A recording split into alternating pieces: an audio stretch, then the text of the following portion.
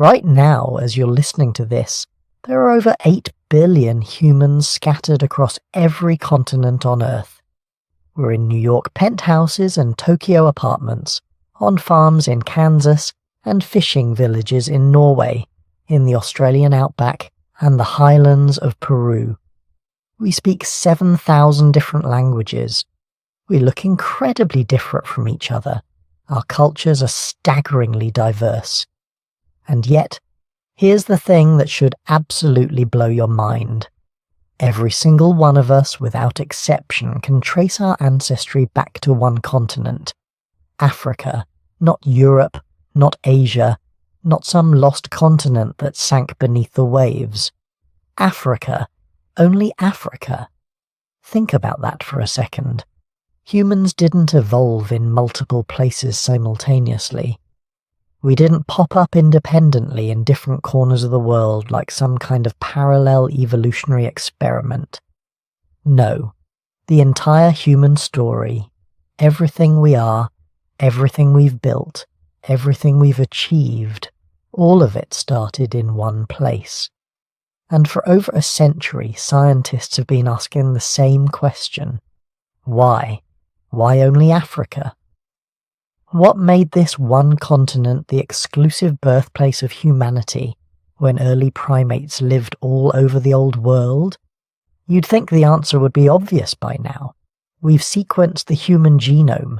We've found thousands of fossils. We've analysed ancient DNA from Neanderthals and Denisovans. We've used satellites to track climate changes going back millions of years.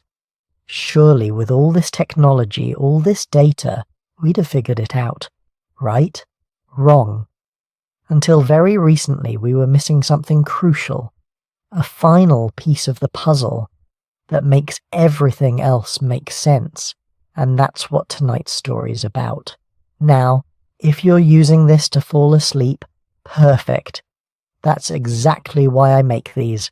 So maybe hit subscribe and drop a comment telling me where you are and what time it is. I genuinely check them and it's wild. Melbourne at morning coffee, Mexico City at midnight, Manchester at 3 a.m, all listening to the same story at the same time. Kind of beautiful, actually. Here's what we know, and this is the part that's frustrated scientists for generations. Human evolution is weird. Really weird. Most animal species have a straightforward evolutionary history.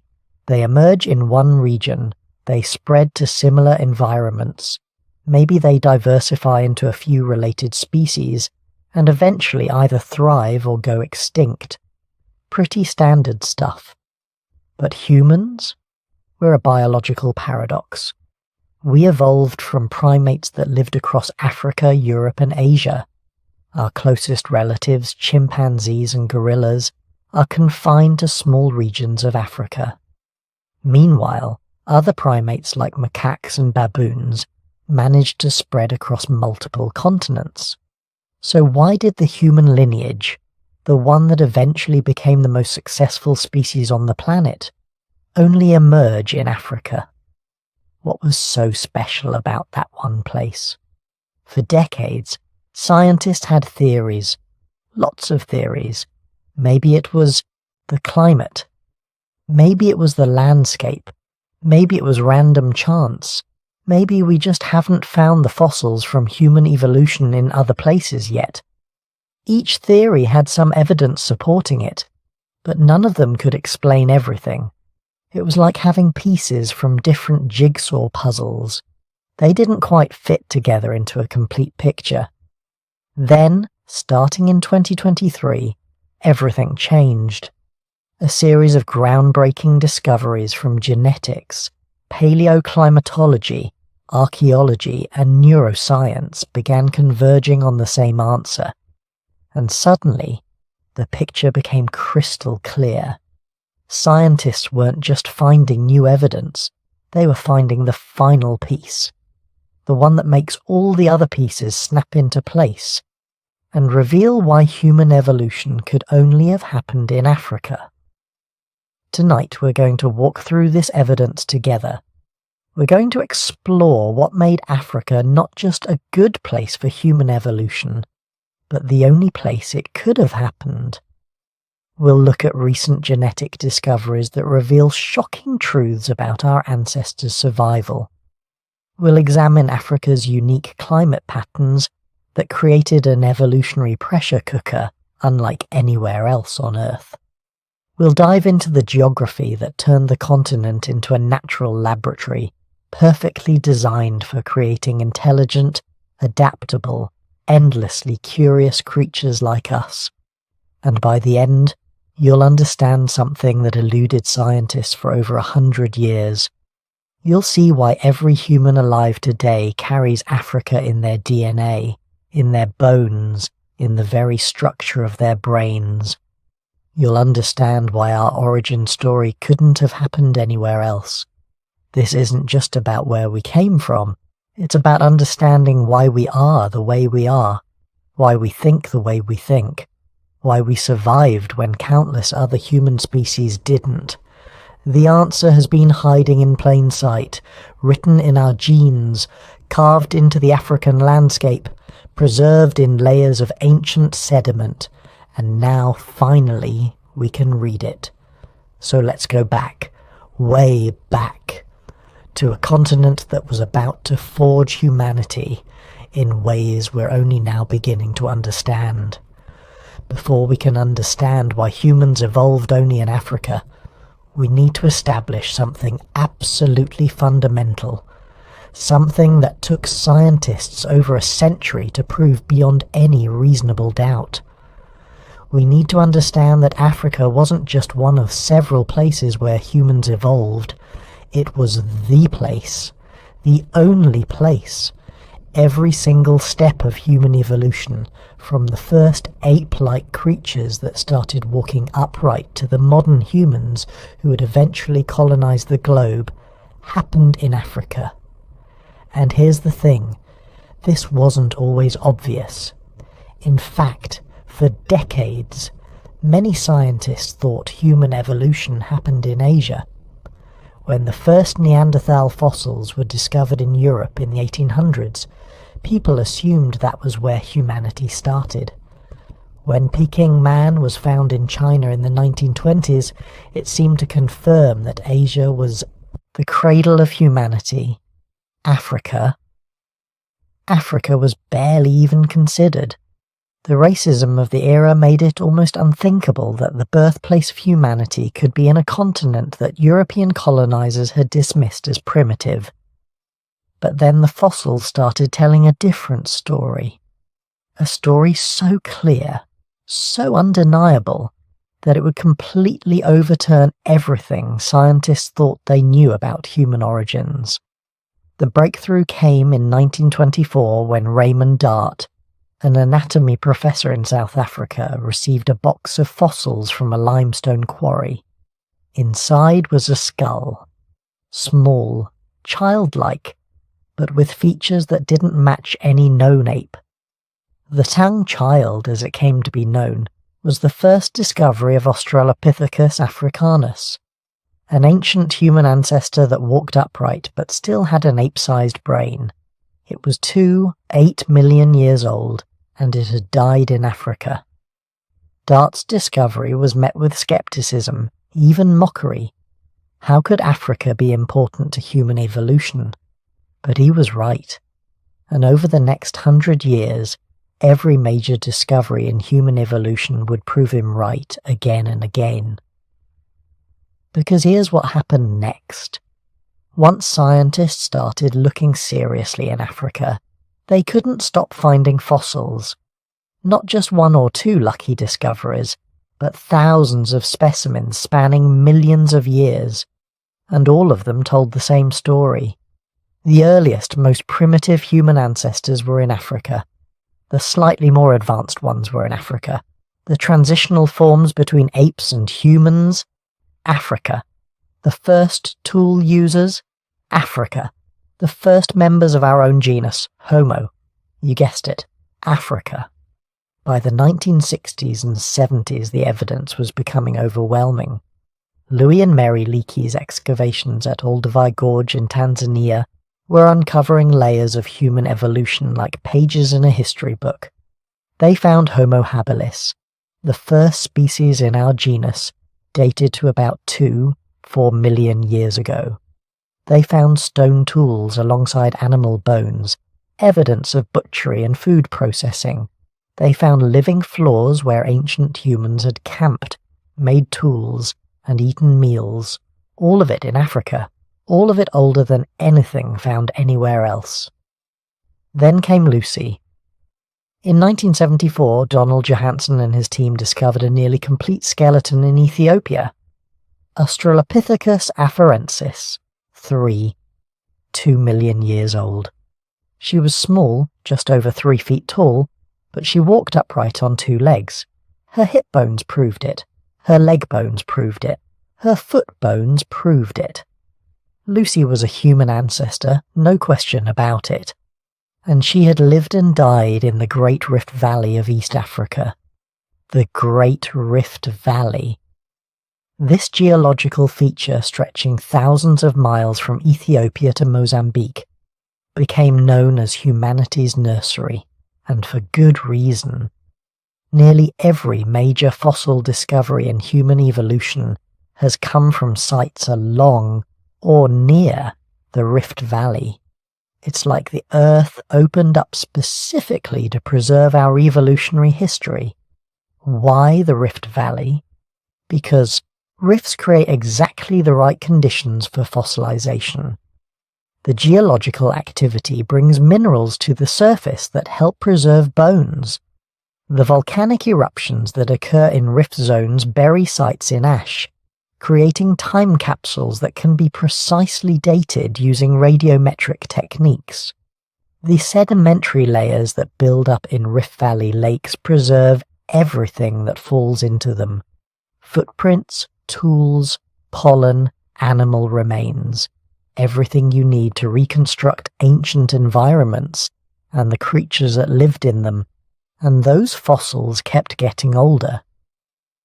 In the 1990s and 2000s, teams working in Ethiopia, Kenya, and Chad started finding specimens that pushed the human family tree back to 6, then 7 million years ago. Ardipithecus ramidus at 4.4 million years, Aurorin tuganensis at 6 million years, Sahelanthropus chidensis at 7 million years. Each discovery more primitive, more ape-like, but each showing those crucial signs of human ancestry. Changes in the pelvis, changes in the legs, changes in the skull that indicated these creatures were on the path to becoming us. And every single one was found in Africa. By the early 2000s, the fossil evidence was so overwhelming that no serious scientist questioned Africa's primacy anymore. The fossil record clearly showed that human evolution had occurred in Africa for millions of years before our ancestors finally left the continent. But fossils can only tell you so much. They can show you what ancient creatures looked like and approximately when they lived. But they can't prove direct ancestry. They can't show you the unbroken line from ancient apes to modern humans. For that, you need DNA. The genetic revolution of the 1980s and 90s completely transformed our understanding of human origins, and once again, every discovery pointed back to Africa. The breakthrough came in 1987 when Rebecca Cann and her colleagues published a study analyzing mitochondrial DNA from people around the world.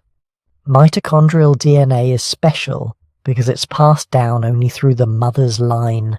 It doesn't recombine like nuclear DNA, it just accumulates random mutations at a fairly steady rate, creating a kind of molecular clock. When Cann's team analysed mitochondrial DNA from diverse populations, they found something remarkable.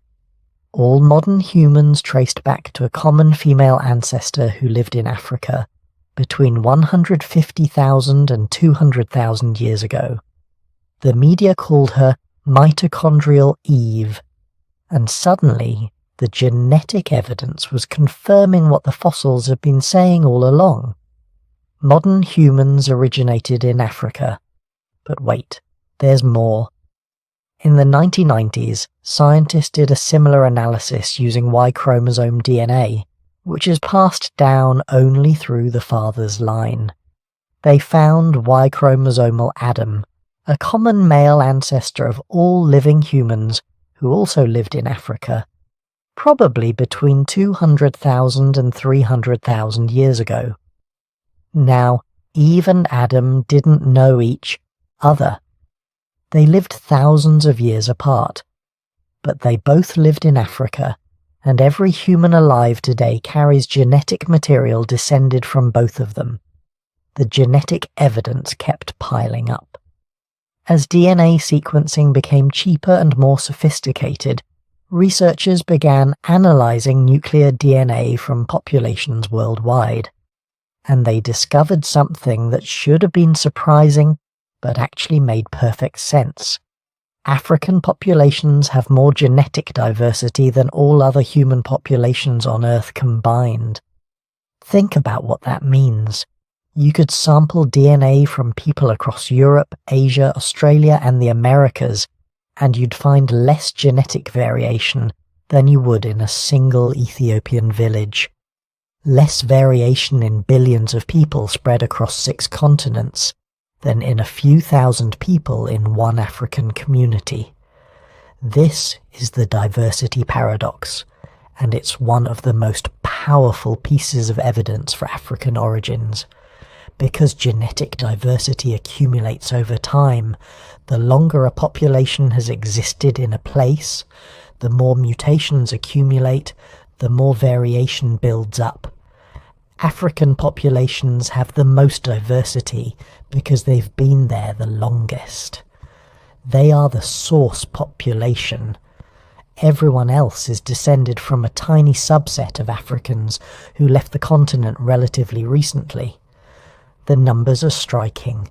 Studies of nuclear DNA show that non-African populations contain only about 5 to 10% of the genetic variation found in Africa. That's not just a little less diversity, that's dramatically less. And it tells us that all non-African populations are descended from a small, founding group that left Africa probably no more than 100,000 years ago. A small group that carried only a fraction of Africa's total genetic diversity with them. This pattern shows up everywhere you look. In immune system genes, in genes affecting skin color, hair texture, and facial features, in genes affecting metabolism, disease resistance, and even personality traits. The most variation is always in Africa. The farther you get from Africa, the less variation you find. It's like tracing a river back to its source. The genetic evidence creates a clear trail leading back to one continent, Africa. But genetic evidence isn't just about diversity, it's also about time. By analysing mutation rates and comparing genetic differences between populations, scientists can estimate when different groups split apart, and the timeline they've reconstructed matches the fossil record almost perfectly. The oldest splits in the human family tree separate different African populations from each other. San and Khoi peoples in southern Africa diverge from other African groups maybe 150,000 to 200,000 years ago. West African populations split from East African ones at various points over the last 100,000 years. Only after all these African divergences do you see the split between Africans and non-Africans, around 60,000 to 100,000 years ago. The genetic evidence is so clear that you can actually see our species' entire history written in patterns of DNA variation. And it all starts in Africa. It all points back to Africa. There is no other interpretation that makes sense. Now let's talk about the archaeological sites that preserve this incredible story. because the physical places where these discoveries were made aren't just random locations. They're windows into specific moments in human evolution, each one adding crucial details to our understanding of how we became human. Olduvai Gorge in Tanzania is probably the most famous. The Leakeys worked there for decades, uncovering layer after layer of human occupation dating back nearly 2 million years. The gorge cut through sediments like a knife through a layer cake, exposing ancient living floors where Homo habilis made stone tools, where Homo erectus butchered animals, where generations of early humans lived, worked, and died. The stone tools found there show technological evolution over time, simple choppers giving way to more sophisticated hand axes, each layer representing thousands of years of refinement and innovation. Omo Kibish in Ethiopia gave us something even more important. In 1967, Richard Leakey's team found 2 partial skulls, Omo I and Omo II, in sediments along the Omo River. For decades, they were thought to be about 130,000 years old. But in 2005, new dating techniques pushed that age back to 195,000 years. These were Homo sapiens, anatomically modern humans, and they were far older than anyone had expected. Omo Kibish showed that our species has been around for at least 200,000 years, all of it in Africa. Then came Jebel Irhoud in Morocco. In 2017, excavations at this site produced the oldest known Homo sapiens fossils yet discovered. 315,000 years old. The skull showed a mix of modern and archaic features. The face looked modern, but the skull was still somewhat elongated. These were humans in transition, early Homo sapiens who hadn't yet developed all the features we see in living people. But they were making sophisticated stone tools. They were controlling fire. They were doing things only humans do, and they were in Africa. Not in Europe or Asia, where some researchers had expected to find early humans. In Africa. Pushing the origin of our species back even further in time, and confirming once again that every stage of human evolution happened on this one continent. The timeline this evidence creates is remarkable in its clarity. 7 million years ago, the first hominins diverged from the ancestors of modern chimpanzees in Africa. 4 million years ago, Australopithecines are walking upright through the forests and grasslands of East Africa. 2. 8 million years ago, the first stone tools appear in the archaeological record in Africa. 2. 4 million years, Ago, the genus Homo, emerges in Africa. 1. 9 million years ago, Homo erectus develops and begins to spread, and yes, erectus does eventually leave Africa and colonize parts of Asia. But erectus evolves in Africa first. It's an African species that happens to expand its range. By 800,000 years ago, the genetic bottleneck we discussed earlier has already shaped human evolution in fundamental ways. The populations that survive are all African. They never leave the continent during this crucial period. By 300,000 years ago, early Homo sapiens are emerging in Africa, still evolving, still developing the features that will make them fully modern. By 200,000 years ago, anatomically modern humans exist in multiple parts of Africa, and for the next 140,000 years, they stay there. They evolve there. They develop there. They refine the cognitive and cultural capabilities that will eventually let them dominate the planet. But they don't leave.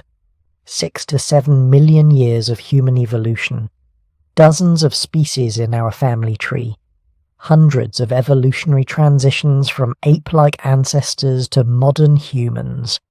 And every single step happens in Africa, not in Europe, not in Asia, not in multiple places simultaneously with different lineages converging on similar solutions, in Africa alone.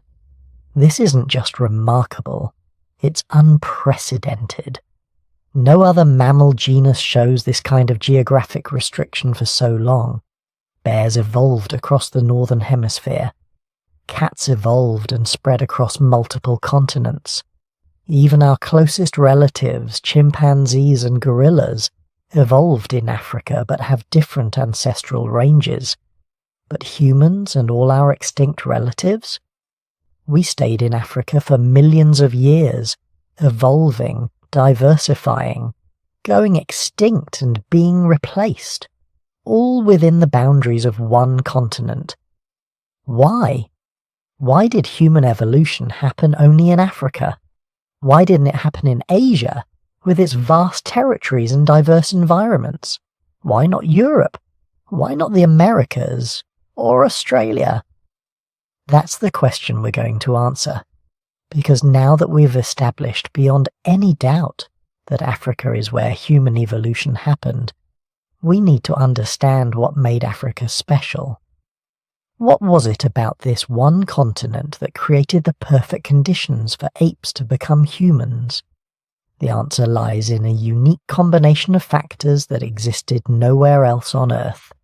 Climate, geography, ecology, predators, all of it coming together to create what scientists now call the perfect evolutionary pressure cooker.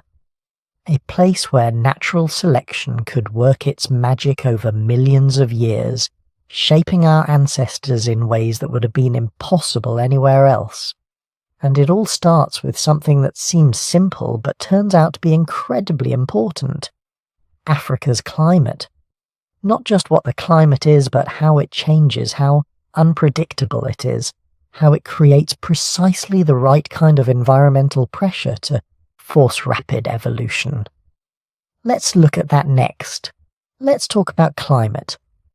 Not the boring kind you learned about in geography class, but the kind that literally builds species from the ground up.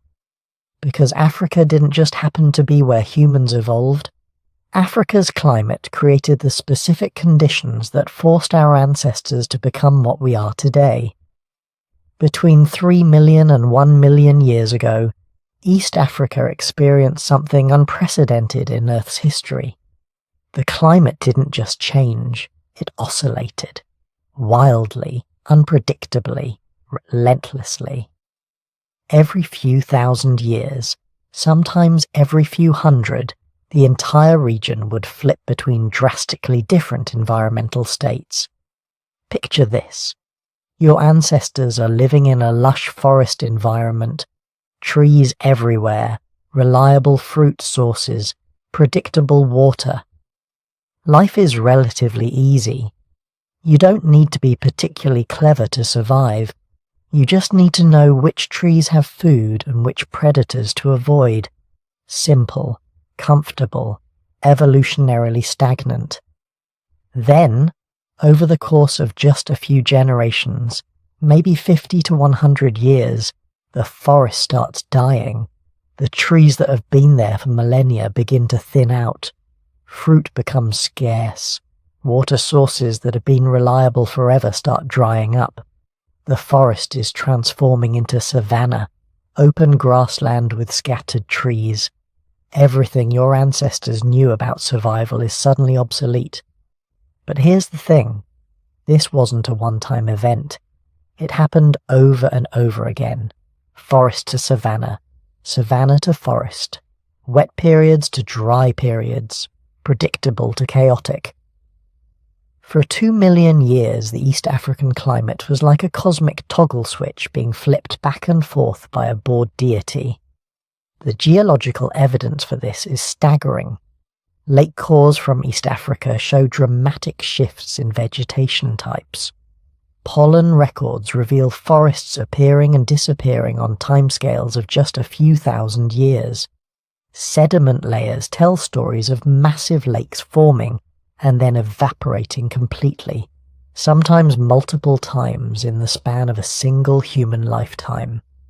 This created something biologists call environmental heterogeneity. Not just diversity, but unpredictable, unstable diversity. The kind that doesn't let species get comfortable with any particular survival strategy. Think about what this means from an evolutionary perspective.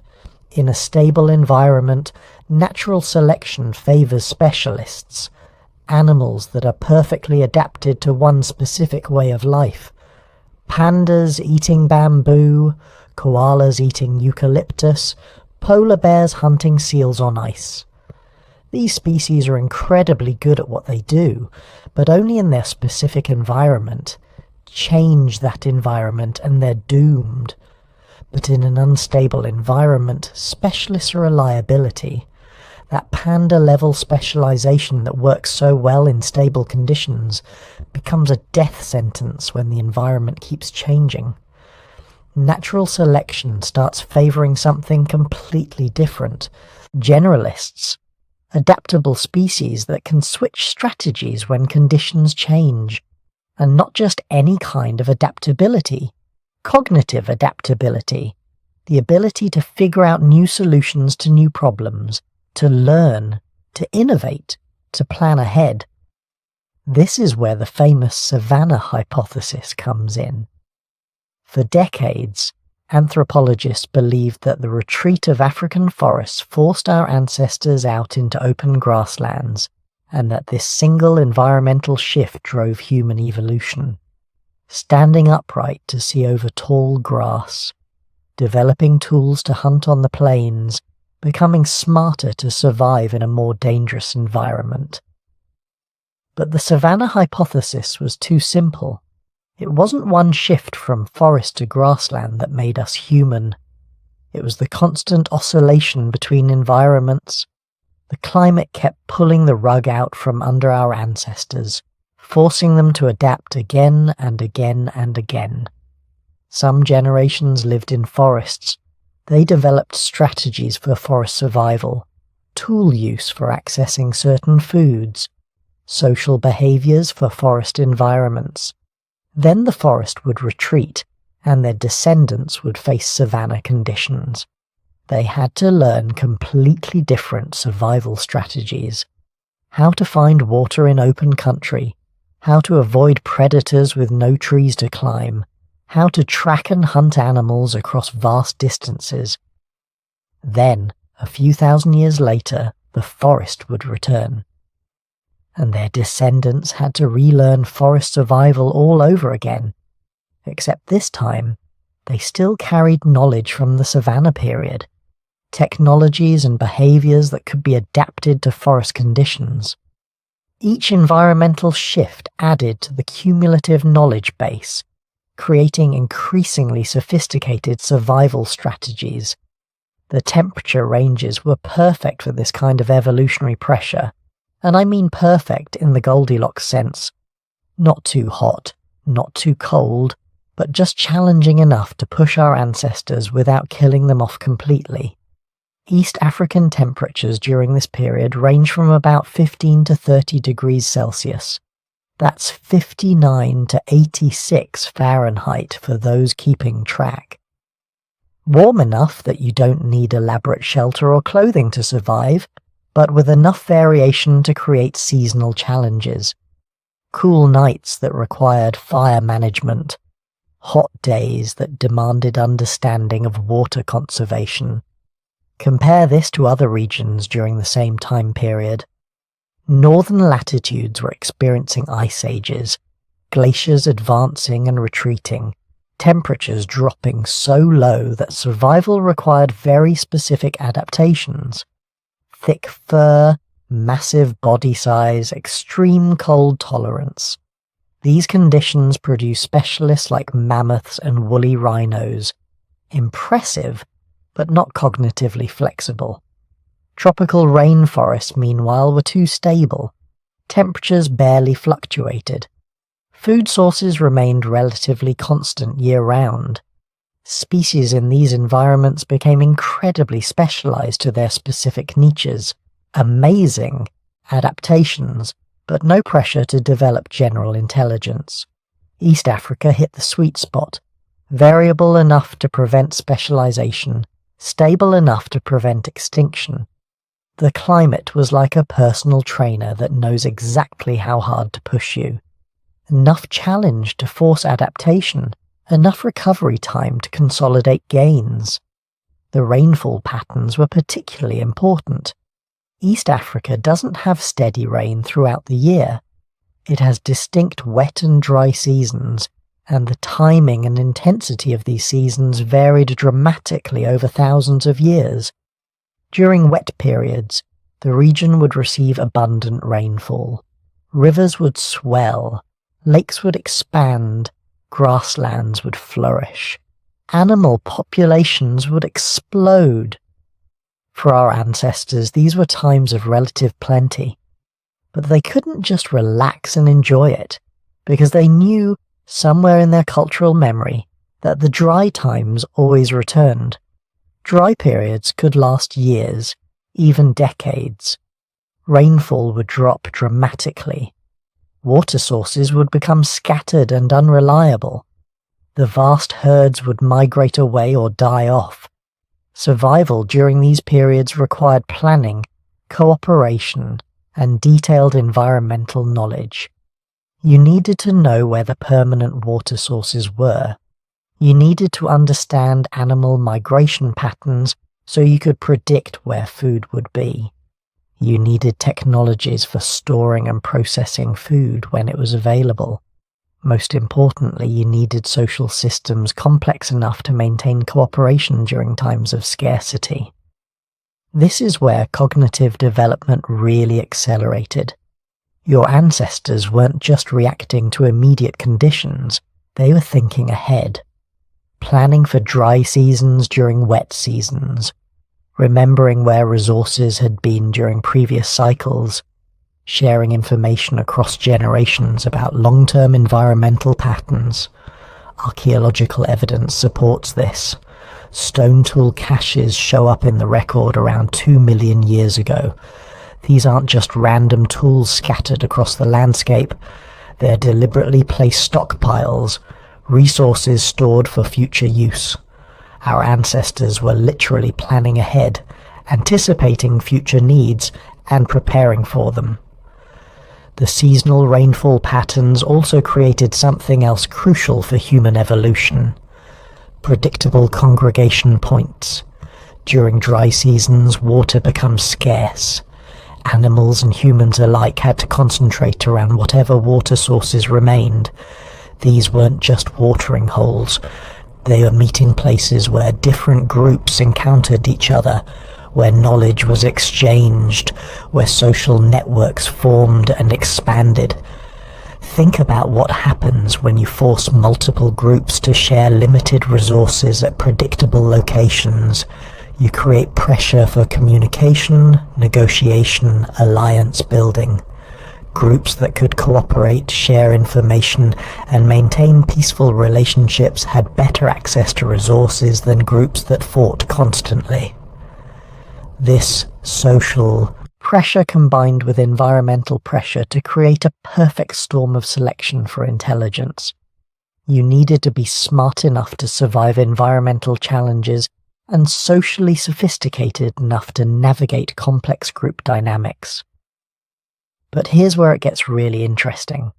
The climate wasn't just variable, it was becoming increasingly variable over time.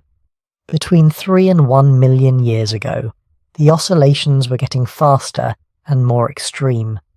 Environmental conditions that had previously changed every 10,000 years were now changing every 5,000 years, then every 2,000. This is what scientists call the variability selection hypothesis. The idea that it wasn't any specific environment that drove human evolution, but the increasing rate of environmental change itself. Our ancestors weren't adapting to forest or savanna. They were adapting to change itself, developing the cognitive flexibility to handle whatever the climate threw at them. The evidence for this is written in our DNA. Genes associated with brain development show signs of positive selection during exactly this period. Mutations that increased brain size, enhanced neural connectivity, improved learning ability, all these were being selected for with unusual intensity between 2 and 1 million years ago. Your ancestors' brains were literally growing in response to climate instability. Not gradually, not steadily, but in fits and starts that correlate precisely with periods of maximum climate variability. When the environment was most unpredictable, brain growth accelerated. When conditions stabilized temporarily, the pace of change slowed. This wasn't happening anywhere else on Earth. Other continents had their own climate challenges, but none created this specific combination of factors. Let's do the comparison, because it's revealing. Europe and Asia were experiencing ice age cycles, but these were much slower and more predictable than African climate oscillations. Glaciers advanced over tens of thousands of years, giving species plenty of time to migrate or adapt. The selection pressure was for specific cold weather adaptations, not general cognitive flexibility. South America and Australia were largely stable during this period. Tropical rainforests persisted with minimal change. The species that evolved there became incredibly specialized to their environments. Amazing diversity, but not the kind of environmental pressure that drives cognitive evolution. North America had climate variability, but it was the wrong kind. Changes were either too extreme, pushing species to extinction, or too gradual, allowing for slow specialized adaptation.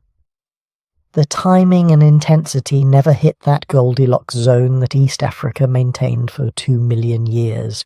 Even other parts of Africa didn't have the right conditions. West African rainforests were too stable. Southern Africa was too isolated. North Africa was too arid. Only East Africa had the unique combination of factors necessary to forge human intelligence. The rift valleys created microclimates and migration corridors. The proximity to both tropical and temperate zones meant species could track suitable environments without traveling impossible distances. The presence of permanent water sources even during dry periods provided refuges where populations could survive climate extremes.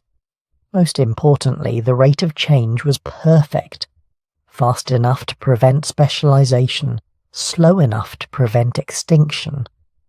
Our ancestors were always under pressure, always needing to adapt, but never pushed so hard that they couldn't keep up.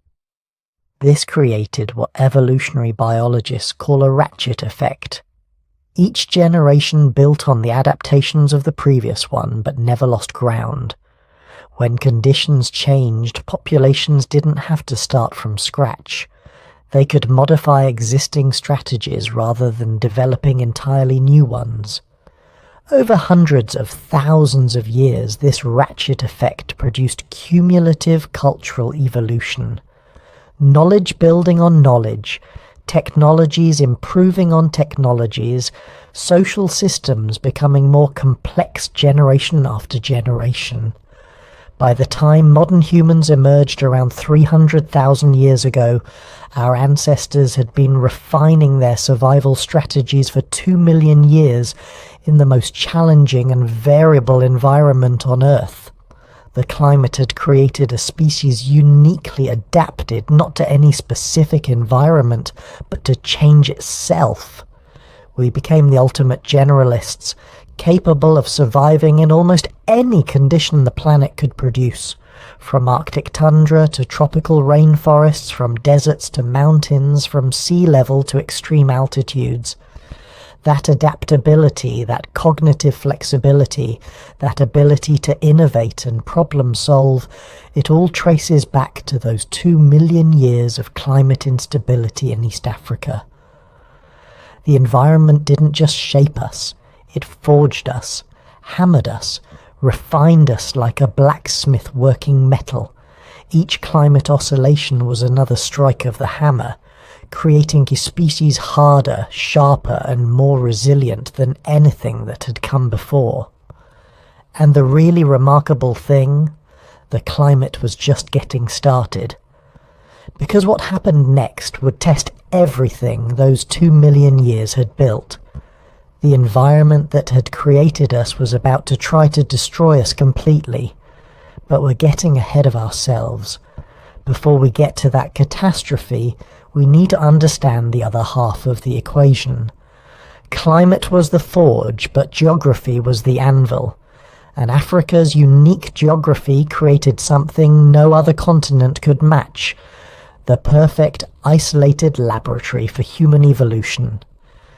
Now here's where the story gets really interesting, because it wasn't just Africa's climate that made us human, it was the continent's unique geography, the way Africa sits on the planet, the way its mountains and valleys and deserts are arranged. This created something that biologists call a natural laboratory, a place where evolution could run experiments that would have been impossible anywhere else. Let's start with the most obvious feature: Africa's isolation. For millions of years during the critical period of human evolution, Africa was effectively an island, not surrounded by water, but surrounded by barriers just as effective. To the north, the Mediterranean Sea and later the expanding Sahara Desert. To the east and west, oceans.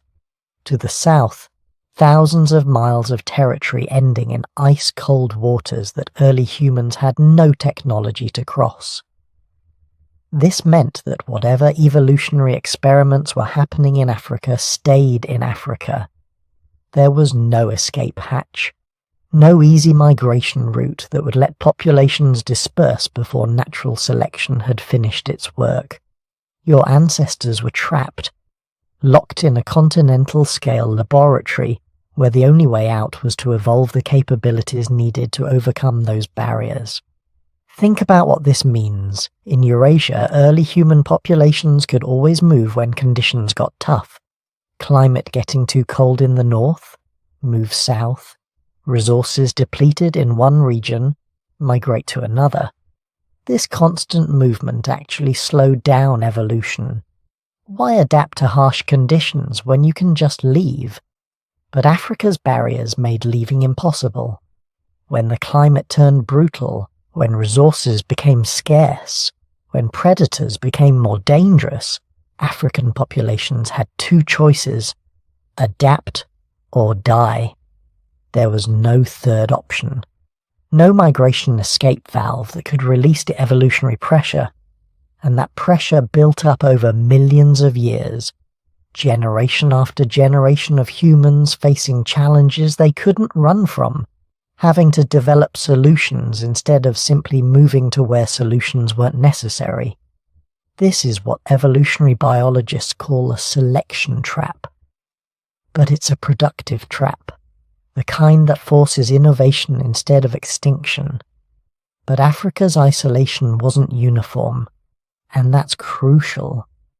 Because within this isolated continent, geography created something even more remarkable: a patchwork of separated but nearby environments, each acting as its own mini laboratory, but close enough to exchange genes and ideas when conditions allowed. The key to understanding this is the Sahara Desert. Today we think of the Sahara as a permanent feature: 3.6 million square miles of sand and rock, the largest hot desert on Earth. But it wasn't always there. The Sahara has appeared and disappeared dozens of times over the past few million years. Whenever Earth's climate shifted, whenever rainfall patterns changed, the desert would transform. During wet periods, the Sahara became a green corridor. Grasslands, lakes, rivers, teeming with wildlife. Populations could move freely between North Africa and sub-Saharan regions. Genes could flow, technologies could spread. Different human groups could meet, interbreed, share knowledge. This is what anthropologists call a dispersal corridor. But here's the brilliant part. These green periods never lasted long. Maybe 5,000 years, maybe 10,000. Then the climate would shift again, and the Sahara would return. Grasslands would die, lakes would evaporate, rivers would disappear, and any populations caught on the wrong side would be isolated again. This created a natural pump for human evolution. Periods of connection, allowing genetic and cultural mixing, followed by periods of isolation, allowing local adaptations to develop. Then connection again, mixing the new adaptations into the broader population. Then isolation again, driving more innovation, over and over for millions of years. No other continent had this feature. Eurasia was too well connected. Populations could always maintain contact, which meant no sustained isolation for local adaptations to evolve. Australia was too isolated and too small, with too little environmental variation to drive complex adaptations. South America was isolated, but it didn't have the right combination of climate pressure and ecological diversity. Only Africa had the Sahara pump. Only Africa had this mechanism for creating and mixing and refining human adaptations over millions of years. But the Sahara wasn't the only geographic feature shaping human evolution. Within sub-Saharan Africa itself, the topography created an even more complex system of barriers and corridors. The Great Rift Valley, that massive geological scar running from Ethiopia to Mozambique, carved up East Africa into a series of distinct ecological zones. On one side of the rift, you'd have highland forests, cool, wet, full of fruit-bearing trees and forest-dwelling animals. Just 50 miles away on the other side, you'd have hot, dry grasslands. Completely different vegetation, completely different prey species, completely different survival challenges. And separating them, steep valley walls, fast-flowing rivers, volcanic peaks. Barriers that were easy to see, but hard to cross. This created what biologists call parapatric speciation zones, populations living close enough to occasionally exchange genes, but separated enough that they faced different selection pressures. One group adapting to forest life, developing strategies for arboreal food gathering and dealing with forest predators. Another group adapting to grassland life, learning to track prey across open terrain and avoid savanna predators. But every few generations, some individuals would cross the barriers. They'd interbreed with the other group, mixing forest-adapted genes with grassland-adapted genes, and this is where something remarkable happened. The offspring of these mixed populations often had hybrid vigor. They inherited survival strategies from both environments. This made them more adaptable, more flexible, better able to handle environmental changes. And remember what we said about Africa's climate. It was constantly fluctuating. Forests would turn to grasslands. Grasslands would turn to deserts. Then back again. In this unstable environment, being able to handle multiple habitat types wasn't just advantageous.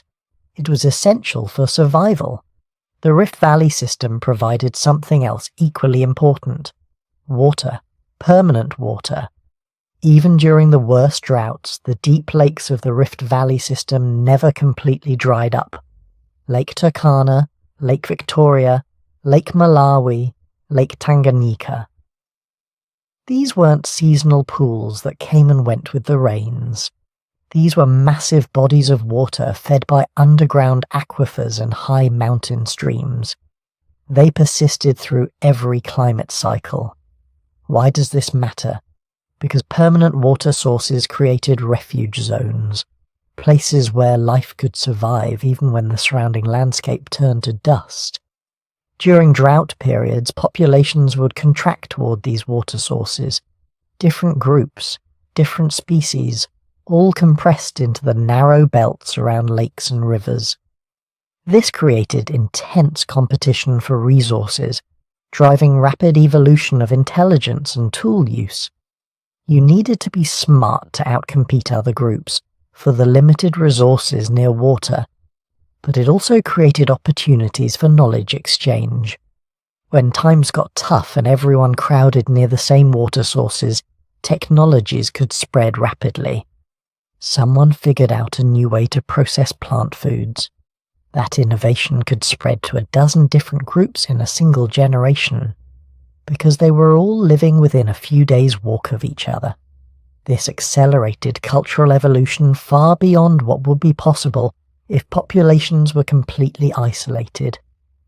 Then, when the rains returned, populations would expand away from the water sources again, taking their new technologies with them, spreading out across the recovered landscape, but still remaining in contact through the trade networks and kinship systems that had formed during the compression periods.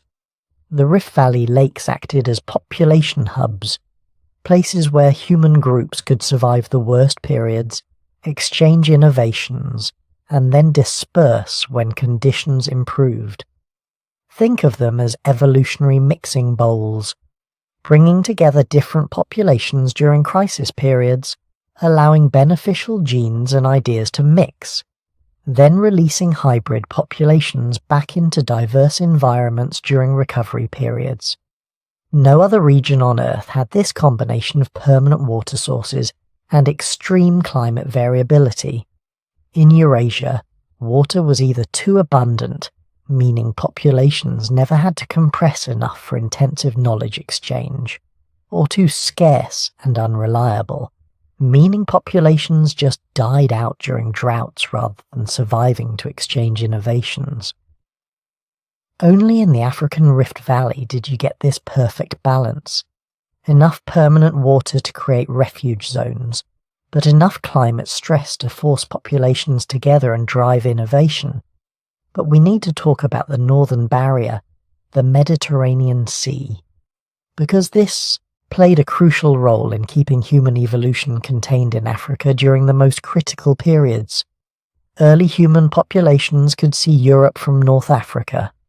On clear days, standing on the African coast, you could literally look across the water and see the European shore. Just 9 miles of water at the narrowest point. But that 9 miles might as well have been 9,000. Early humans had no boats, no rafts, no technology for crossing even narrow stretches of open water.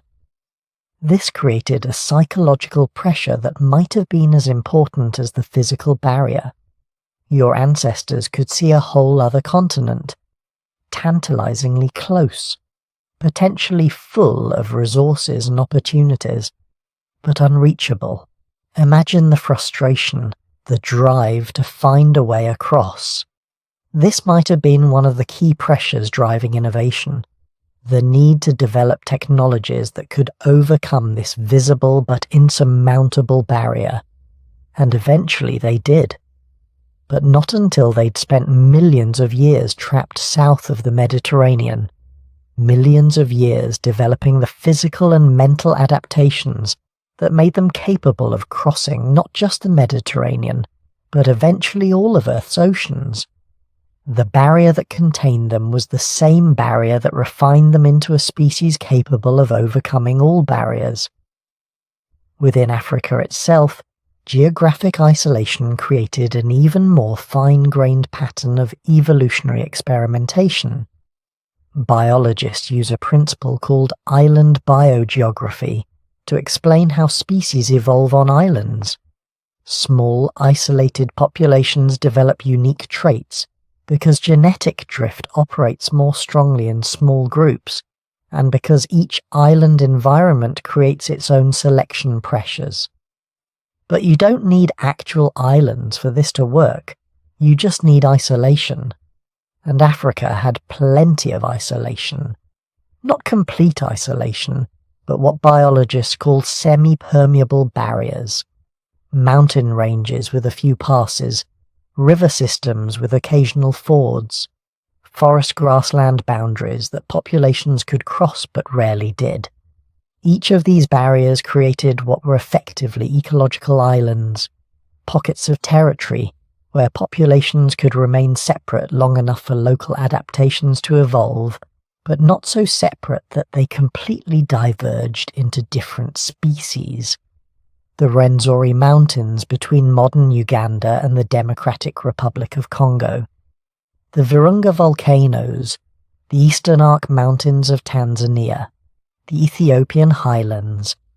Each of these elevated regions created cool, wet environments surrounded by hot, dry lowlands.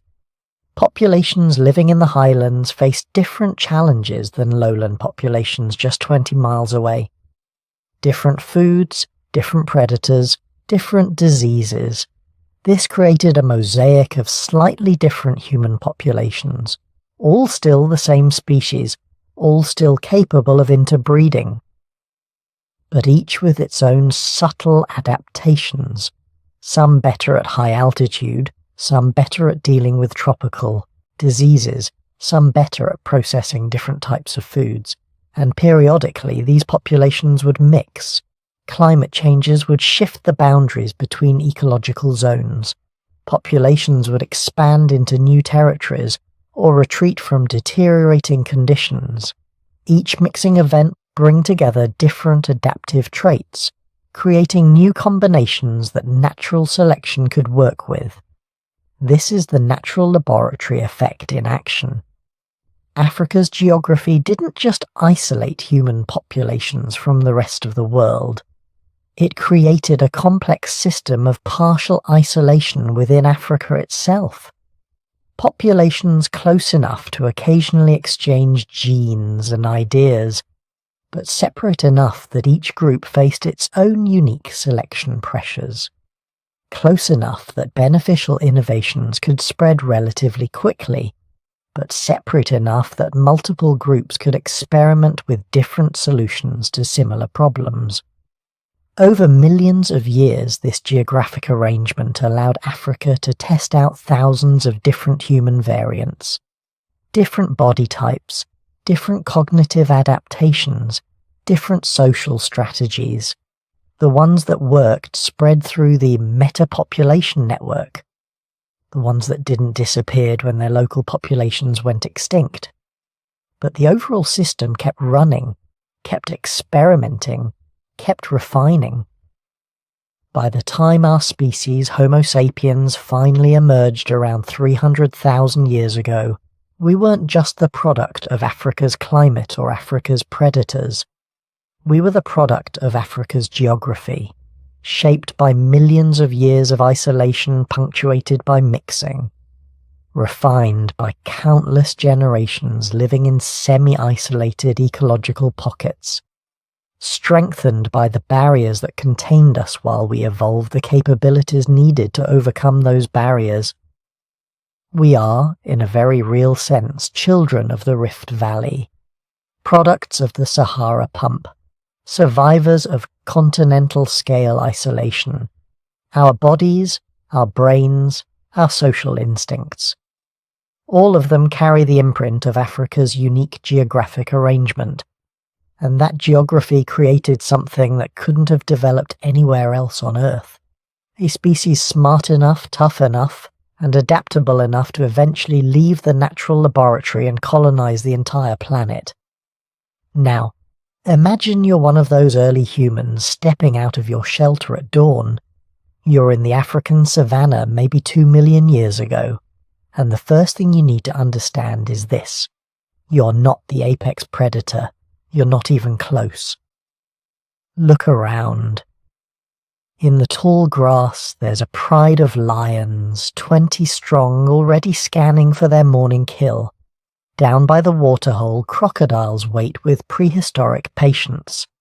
In the trees, leopards lounge on branches, watching everything below with those calculating yellow eyes.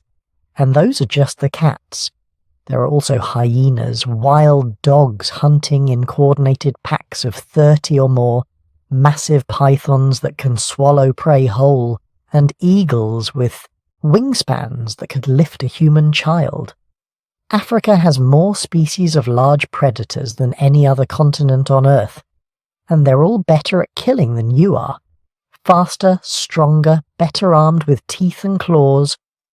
Evolution gave them millions of years to perfect their hunting strategies while your ancestors were still living in trees. But here's where it gets interesting, because having all these predators trying to eat you, that's exactly what made us human. See, on other continents, early hominids might have faced one or two major predator species. In Europe, maybe cave bears and wolves. In Asia, tigers and leopards. But in Africa, our ancestors faced the most diverse and sophisticated community of predators the world has ever assembled. Lions that hunt in coordinated groups with complex social hierarchies. Leopards that ambush from above and drag their kills into trees. Wild dogs that chase prey for miles using relay tactics. Crocodiles that learn the daily routines of animals at waterholes and plan attacks accordingly. This wasn't just dangerous. This was an evolutionary pressure cooker that demanded constant innovation just to survive. Every time early humans figured out a defense against one predator, there were 5 more with completely different hunting strategies. You couldn't just specialize. You had to become adaptable. You had to become smart. And that meant learning to think like a predator, to anticipate, to plan, to understand behavior and motivation in ways no other prey species had ever needed to. When you're walking to the waterhole, you don't just listen for lions. You look at the behavior of the gazelles. Are they nervous? Are the birds alarm calling? What direction is the wind blowing? Is it the time of day when leopards typically hunt? Are there thick patches of grass where something could hide? This is theory of mind in action. The ability to model what another creature is thinking, to predict their behavior based on incomplete information. And Africa's predator community forced our ancestors to develop this cognitive skill hundreds of thousands of years before it would have been necessary anywhere else. But the predators were only half the equation, because Africa also had the megafauna, the giant prey animals that would fundamentally reshape human cognition.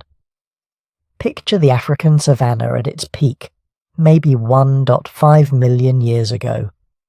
There are elephants, sure, but not the relatively small ones we know today. These are the straight-tusked elephants that stood 14 feet tall. There are multiple species of rhinoceros, some with bizarre horn configurations. There are hippos even larger than modern ones, weighing 4 tons or more. There are buffalo with horn spans wider than a car. And that's not even counting the extinct megafauna. Giant baboons the size of gorillas. Civatherium, a relative of giraffes that looked like a moose crossed with an okapi and weighed nearly a ton. Now, here's the thing about these animals. They're too big for any single predator to take down easily. Even lion prides struggle with adult elephants or hippos, which meant there was this incredible resource, thousands upon thousands of pounds of meat walking around the savannah, but no way for an individual human to access it, unless you cooperated. Hunting megafauna requires planning at a level most animals simply aren't capable of. You need to scout the animal, learn its habits, understand its behavior. You need to coordinate with other humans, sometimes dozens of them, each playing a specific role. You need to manufacture specialized tools, spears strong enough to penetrate thick hide. You need to communicate complex information. Who goes where, when to strike, how to drive the animal toward a cliff or into a swamp, and you need to do all of this while avoiding the dozen other predator species that are also interested in that meat and would happily add you to the menu. This kind of hunting demands cognitive abilities that simply weren't necessary in other environments. In Europe or Asia, Early humans could survive pretty well hunting small game and gathering plants. But in Africa, the evolutionary pressure was constant and overwhelming. Either you figured out how to work together to bring down big game, or you starved while watching thousands of calories walk by every day. The archaeological evidence shows exactly when this cognitive leap happened. Around 2 million years ago, we start finding stone tools at kill sites of very large animals. Not just scavenged remains, but evidence of systematic butchery, of multiple individuals working together to process enormous carcasses before other predators arrived. By 500,000 years ago, we see wooden spears designed specifically for hunting large game, found in association with elephant and rhino remains. But there's another aspect to Africa's megafauna that made them uniquely challenging.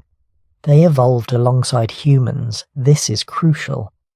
On every other continent, when modern humans finally arrived, the local megafauna had never seen anything like us. They had no instinctive fear of these weird, upright apes throwing pointy sticks. So, they were relatively easy to hunt. In fact, modern human arrival in North America, Europe, and Australia correlates pretty precisely with the extinction of most large mammals. We showed up, and within a few thousand years, the mammoths, the giant ground sloths, the marsupial lions, all gone. But in Africa, the megafauna had been evolving alongside early humans for millions of years. They knew we were dangerous. They had developed instincts and behaviors specifically to avoid human predation. African elephants are notoriously aggressive toward humans. African buffalo will actively hunt humans who threaten them. Even zebras and wildebeest show sophisticated anti-human behaviors that animals on other continents never developed. This created a cognitive arms race. Humans had to become smarter to hunt animals that were actively adapting to avoid human hunting, and those animals in turn became more intelligent, more alert, more sophisticated in their anti-predator behavior. Back and forth, escalating over millions of years, driving the evolution of intelligence on both sides. African predators were doing the same thing. Unlike animals on other continents, African predators see humans as potential prey. Lions kill hundreds of people every year, even today. In prehistoric times, when we were smaller and less well-armed, we were probably a regular part of their diet. This meant predators were specifically adapting to hunt humans, learning our behaviors, our vulnerabilities, our patterns, and we had to adapt right back, not just physically, though we did develop some anti-predator adaptations. Things like whites in our eyes that let us communicate direction to other group members silently during dangerous situations. But mainly, we had to adapt cognitively. We had to become better at detecting predators, better at coordinating defense, better at learning from near-miss encounters and teaching that knowledge to our children. This is where language probably became essential. You can show someone how to make a stone tool without words, but explaining that lions tend to hunt near waterholes at dusk, that they approach from downwind, that they target individuals who separate from the group, that requires complex communication, the ability to share detailed information about threats and survival strategies. In an environment with this many ways to die, the groups that could communicate complex information most effectively were the ones that survived. And then there's the scavenging opportunity. Because with this many predators making kills constantly, there were always fresh carcasses scattered across the landscape. Lions kill and eat their fill, then move on. Hyenas come in and clean up more. Wild dogs take a turn, and there, at the end of the scavenging hierarchy, are your ancestors, waiting for their chance. Now, This might sound degrading, eating the scraps left by real predators, but it was actually an incredible learning opportunity. Every kill site was a natural laboratory. Early humans could observe which predators had made the kill, how they had done it, what parts of the prey they preferred, what they left behind. They could learn animal anatomy by examining partially consumed carcasses. They could understand predator behavior by reading the signs left at kill sites, which direction the predators came from, how many there were, when they were likely to return to defend their kill.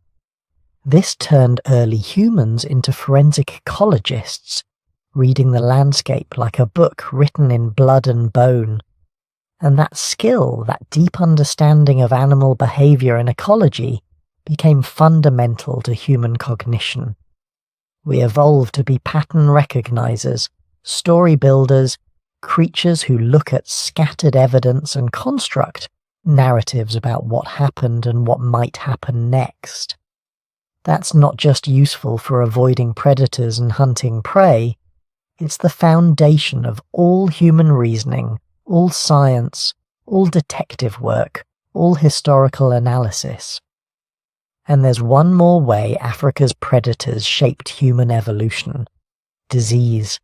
Because those predators weren't just large carnivores, they were also parasites, bacteria, viruses, fungi, every microscopic organism that had evolved to exploit warm-blooded prey. Africa has more human pathogens than any other continent. Malaria, sleeping sickness, various hemorrhagic fevers, parasitic worms, bacterial infections that can kill in days. The list is staggering. This created another selection pressure as intense as the visible predators. Humans with robust immune systems survived. Those without didn't. Generation after generation, natural selection refined human immune response to handle an incredible diversity of threats. This is why populations of African descent show higher frequencies of certain immune system variants. Their ancestors needed them to survive in an environment where disease was as dangerous as any lion. But disease pressure did something else too. It rewarded social behaviors that limited pathogen transmission. Groups that developed hygiene practices, that isolated sick individuals, that understood quarantine even before they understood germ theory, those groups had higher survival rates. This might have been another driver of human intelligence, the ability to observe that people who did certain things got sick less often, to pass that knowledge along, to develop cultural practices around cleanliness and disease avoidance. All cognitively demanding tasks that required observation, memory, and the ability to make causal inferences. So, when you put it all together, Africa's predator and prey ecosystem created a perfect storm of evolutionary pressures, diverse predators demanding constant vigilance and innovation, large prey requiring cooperation and planning to hunt, both predators and prey co-evolving alongside humans, creating escalating cognitive arms races, kill sites serving as natural classrooms for learning ecology and anatomy, and disease pressure forcing the evolution of robust immune systems and hygienic cultural practices. No other continent had all these factors operating simultaneously at the same intensity for millions of years. Europe had large prey but fewer predator species. Asia had predators but less megafauna diversity. Neither had the same disease load or the same co-evolutionary history. Only Africa combined all these elements into a single unrelenting pressure that demanded intelligence, cooperation, and adaptability as the price of survival. And that's why, when humans finally left Africa, we were so successful everywhere else. We'd been forged in the most demanding school on Earth. Every other environment seemed easy by comparison. We could outthink predators that had never, encountered anything like us. We could hunt megafauna that had no instinctive defenses. We could survive in climates less variable than Africa's, because we had evolved to handle far worse. We were survivors of the ultimate ecosystem, products of millions of years in nature's most demanding classroom, and we carried those hard-won lessons with us everywhere we went, reshaping the world in ways that are still unfolding today. But here's where the story gets really interesting, because all of these environmental pressures, all of this geographic isolation, all of these predators and prey dynamics, they weren't just selecting for stronger bodies or better immune systems. They were creating something unprecedented in the history of life on Earth. They are building the human mind. Let me paint you a picture. It's 4 million years ago. Your ancestor is standing at the edge of a grassland in East Africa. And I mean actually standing. Not crouching like a chimp, not knuckle-walking like a gorilla, but fully upright on 2 legs. This is bipedalism, and it's absolutely revolutionary. But here's the thing most people don't realize. Bipedalism wasn't some random mutation that happened to work out. It was a direct response to Africa's unique conditions. Think about it. The forests were fragmenting. The climate was getting drier. Your ancestors were spending more and more time moving between scattered patches of trees across open grassland. And in those grasslands, being upright gave you advantages that were literally life and death. You could see over the tall grass to spot predators. You could carry food and infants while you travelled. You could cover longer distances more efficiently because bipedal walking uses less energy than knuckle walking. Most importantly, you freed up your hands, and once your hands weren't needed for locomotion anymore, evolution could start refining them for other purposes. More precise manipulation, better grip, the ability to make tools. 3 million years ago, somewhere in East Africa, one of your ancestors picked up a rock and deliberately struck it against another rock to create a sharp edge. We know this because we've found the tools. Simple stone flakes, nothing fancy, but they're unmistakably manufactured. Someone chose those rocks specifically. Someone understood that hitting them together in a particular way would produce a cutting edge. Someone had developed a mental model of cause and effect sophisticated enough to plan and execute a multi-step process. This might not sound revolutionary, but think about what it requires. You need to be able to imagine something that doesn't exist yet. You need to understand material properties, how different rocks fracture in different ways. You need fine motor control to strike at exactly the right angle with exactly the right force. And you need to remember the technique well enough to teach it to others. That first toolmaker was demonstrating abstract thinking, planning, and cultural transmission, all signs of a cognitive revolution that was just beginning, and the revolution accelerated fast. By 5 million years ago, your ancestors weren't just making occasional flakes, they were manufacturing standardized tools. Hand axes with symmetrical shapes, carefully crafted scrapers, sophisticated choppers. Archaeological sites from this period show what anthropologists call the older one tool tradition, a specific set of techniques that spread across East Africa. This is cultural evolution in action, not just individuals figuring out how to make tools, but entire populations sharing techniques, refining methods, passing knowledge down through generations. And it's happening in Africa because Africa's conditions demanded it. See, in the increasingly seasonal African environment, you couldn't always rely on soft fruits and vegetation. Sometimes you needed to process tougher foods, cut meat from carcasses before the scavengers drove you away, crack open bones to get at the nutritious marrow inside, dig up underground tubers during dry seasons when surface vegetation disappeared. Without tools, you starved. With tools, you survived. Natural selection was brutal and efficient. Individuals who were better at making and using tools had access to more calories. More calories meant healthier offspring. Healthier offspring meant your genes spread through the population. But here's where it gets really wild. Those tools weren't just helping your ancestors get food, they were changing their brains. Because there's a direct correlation between tool complexity and brain size in the human fossil record. Around 2 million years ago, just as tool technology was becoming more sophisticated, human brain size started increasing dramatically. Homo habilis, one of your earliest tool-making ancestors, had a brain about 600 cubic centimeters.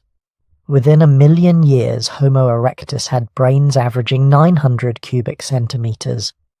Modern humans clock in at about 1,350 cubic centimeters. That's more than doubling brain size in just 2 million years, which is lightning fast in evolutionary terms, and it's happening specifically in Africa, driven by Africa's unique challenges. 'Cause brains are expensive. I mean really expensive. Your brain makes up about 2% of your body weight, but uses 20% of your calories. Growing and maintaining a big brain requires massive energy investment. This is what anthropologists call the expensive tissue hypothesis. You can't just grow a bigger brain without trade-offs. Something else has to give. And what gave was your gut. As your ancestors' brains got bigger, their digestive systems got smaller and simpler.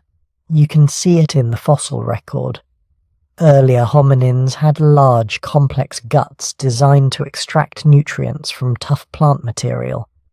Later humans have shorter, simpler digestive tracts.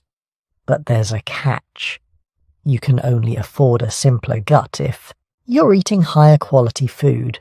Food that's already partially broken down, easier to digest, more nutrient dense, and that means meat. This is where Africa's protein-rich environment becomes absolutely critical. The savanna grasslands supported massive herds of large mammals: antelope, zebra, wildebeest, buffalo.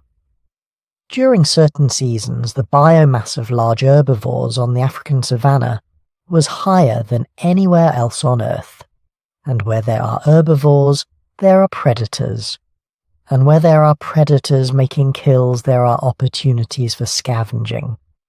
Your ancestors became systematic scavengers, probably using their tools to quickly slice meat from kills before the original predators or other scavengers could drive them away.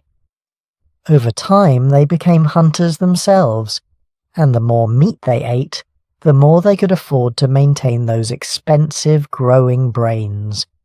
It's a feedback loop. Better tools allow access to more meat. More meat supports bigger brains. Bigger brains allow creation of even better tools. Round and round, accelerating with each generation. And it's all happening in Africa because nowhere else offered this particular combination of open habitats, abundant large mammals, and environmental pressures that made intelligence the key to survival. But bigger brains alone aren't enough. You also need to know how to use them, and that's where fire enters the story. 1 million years ago, maybe earlier, your ancestors in Africa achieved something no other species had ever accomplished. They learned to control fire, not just use fire when they found it naturally, but actually maintain it, carry it, possibly even create it. The archaeological evidence is scattered across Africa. Burned bones in South African caves, carefully constructed hearths in East African sites, layers of ash in rock shelters that show repeated, controlled burning over thousands of years. This is systematic fire use, and it changed absolutely everything. Fire gave your ancestors control over their environment in ways that would have seemed like magic to earlier hominins. You could cook food, which made it easier to digest and increase the calories you could extract from each meal. You could stay warm during cold nights, extending your range into cooler regions. You could keep predators away, turning vulnerable sleeping sites into safe refuges. You could harden wooden spears, making them more effective hunting weapons. But fire did something even more important. It created a gathering place. Picture your ancestors sitting around a fire as darkness falls. The flames keep lions and hyenas at bay. The warmth is comfortable after a long day of foraging and hunting, and in that protected space, with hours of darkness ahead and nothing to do but wait for morning, they talked. Fire extended the social day. It gave your ancestors time to share information, tell stories, plan for the next day's activities, teach children the complex skills they'd need to survive. Every evening around the fire was a classroom, a strategy session, a cultural transmission event. This is probably where language really started developing. Oh, your ancestors had been communicating for millions of years before this. Gestures, calls, simple vocalizations. But around the fire, with time to spare and complex information to share, language could evolve into something truly sophisticated. And African conditions made language especially valuable. Because survival in Africa's variable environment required accumulating and sharing an enormous amount of knowledge, you needed to know where water sources were during dry seasons, knowledge that might only be relevant every few years. You needed to understand the behavior patterns of dozens of different animals, which ones you could hunt, which ones would hunt you, which ones indicated water or food nearby. You needed to track seasonal changes, predict weather patterns, remember the location of productive foraging sites spread across hundreds of square miles. No individual could hold all this knowledge, but a group that could share information verbally could pool their collective experience. The old woman who remembered the drought 30 years ago could tell young hunters where to find water when the rivers dried up. The man who had survived a lion attack could describe exactly how the predator behaved, helping others avoid the same fate. The mother who knew which plants were poisonous could teach her daughters, who would teach their daughters, preserving life-saving knowledge across generations. Language wasn't just communication. It was a survival technology, maybe the most important one your ancestors ever developed. And like tool-making and fire control, it was refined in Africa's unique pressure cooker of environmental challenges and opportunities. But your ancestors were developing something even more sophisticated than language. They were developing abstract thinking, the ability to conceive of things that don't exist, to think symbolically, to create meaning beyond immediate survival needs. 100,000 years ago, in Blombos Cave in South Africa, someone took a piece of ochre, a red mineral pigment, and carefully engraved geometric patterns onto its surface, cross-hatching, deliberately created designs that served no practical purpose. This is art. This is symbolism. This is evidence of a mind that doesn't just react to the environment but creates meaning within it.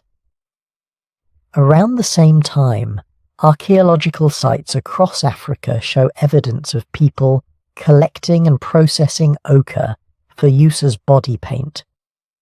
They were decorating themselves, creating visual distinctions between groups or individuals, using symbols to convey information about identity, status, or affiliation. Why Africa? Why was this cognitive revolution happening here and not in Europe or Asia, where other human populations had spread? because Africa's challenges required it. In the variable African environment, social cooperation was mandatory. You couldn't survive alone. You needed allies, trade partners, extended family networks that could share resources during times of scarcity. But maintaining those networks required ways of reinforcing group identity and social bonds, shared symbols, rituals, artistic traditions. When you decorated your body with the same patterns as your kin group, you were signaling membership. When you participated in rituals using ochre and other materials, you were reinforcing social connections that might save your life someday. This social complexity was another feedback loop. More complex societies required better communication. Better communication allowed more complex social organization. More complex organization provided survival advantages that selected for even more sophisticated cognitive abilities. And African hunting and gathering conditions made social cooperation especially crucial. Unlike in some other environments where individuals or small families could survive independently, the African savanna required group coordination. Hunting large game meant working together. Multiple individuals cooperating to track, surround, and kill animals much larger and stronger than any single human. Gathering also required cooperation. The best food sources were often scattered and unpredictable. Groups that shared information about where they'd found productive foraging sites did better than individuals hoarding knowledge. During dry seasons, groups that shared water sources survived when isolated individuals died of thirst. Natural selection was favoring social skills as strongly as physical abilities. Individuals who could communicate well, cooperate effectively, and maintain strong social bonds had better access to resources, better protection from threats, and more successful offspring. Over thousands of generations, this social selection was shaping the human brain just as powerfully as environmental pressures. The fossil evidence confirms this. As human brains grew larger, they weren't just getting bigger uniformly. Specific regions were expanding disproportionately. The frontal lobes, responsible for planning, decision-making, and social cognition, show the most dramatic growth. The temporal lobes, crucial for language processing, expanded significantly. The parietal lobes, important for tool use and spatial reasoning, became more developed. This is targeted evolution, natural selection, sculpting specific cognitive abilities in response to specific environmental demands, and those demands were coming from Africa's unique combination of challenges: variable climate selecting for adaptability, open grasslands requiring long-distance travel and complex spatial memory, abundant predators demanding constant vigilance and strategic thinking, rich but unpredictable food sources requiring planning and cooperation. By 200,000 years ago, when anatomically modern humans first appeared, in the fossil record they had brains that were fundamentally different from any other creature that had ever lived. Not just bigger, but reorganized, optimized for abstract thinking, language, social cooperation, and technological innovation. These were minds that could imagine things that didn't exist and then create them. Minds that could learn from the experiences of people who had died generations before. Knowledge preserved through cultural transmission. Minds that could form coalitions of hundreds or thousands of individuals bound together by shared symbols, stories, and social obligations. This was the cognitive revolution, and it happened in Africa because only Africa provided the exact combination of conditions necessary to drive it. The environmental variability that rewarded flexibility over specialization, the protein-rich ecosystem that supported expensive brain tissue, the predator pressure that made intelligence more valuable than size or strength, the open habitats that allowed tool use and fire control to provide decisive advantages, the social complexity that made language and symbolic thinking essential for survival. Every aspect of human cognition that makes us unique, every capability that separates us from our closest primate relatives, was forged in the African crucible over millions of years of natural selection. We didn't just evolve in Africa. Africa's specific conditions created us, shaped our minds, built the cognitive toolkit that would eventually allow our descendants to spread across the entire planet and reshape it according to their will. But the revolution wasn't finished yet. One more piece of the puzzle was about to fall into place, and when it did, it would finally explain why humans evolved only in Africa, and why that African origin would prove to be humanity's greatest advantage. For decades, scientists have been building this story piece by piece. Fossils from Ethiopia, stone tools from Tanzania, genetic samples from populations around the world, each discovery adding another fragment to the puzzle of why humans evolved only in Africa. But here's the thing about scientific puzzles. Sometimes you get 95% of the picture assembled and you think you understand everything. Then someone finds that last 5% and suddenly the whole image shifts into crystal clarity. That's what happened between 2023 and 2024. In January 2023, a team of genomic researchers published something extraordinary in the journal Science. They had analysed DNA from over 290,000 individuals representing every major population group on Earth. Not just looking at current genetic diversity, but using sophisticated computational models to reconstruct the population history of our species going back 2 million years. What they found stopped the scientific community in its tracks. The data showed not one, but multiple severe population bottlenecks in human evolutionary history. But here's what made everyone sit up and pay attention. All of them occurred exclusively in Africa. Every single population crash, every near-extinction event, every genetic bottleneck that shaped our species happened on one continent. And the timing was perfect to explain the unique evolutionary pressures that created modern humans. The most severe bottleneck, the one we've already discussed, occurred around 930,000 years ago and lasted 117,000 years. But the new data revealed something even more fascinating. There were smaller bottlenecks before and after this event. Around 1.2 million years ago, another population crash. Around 600,000 years ago, another squeeze. Each one exclusively African, each one corresponding to climate records showing extreme megadroughts that turned vast regions of the continent into uninhabitable wasteland. Now, population bottlenecks aren't unusual in evolution. Lots of species go through them.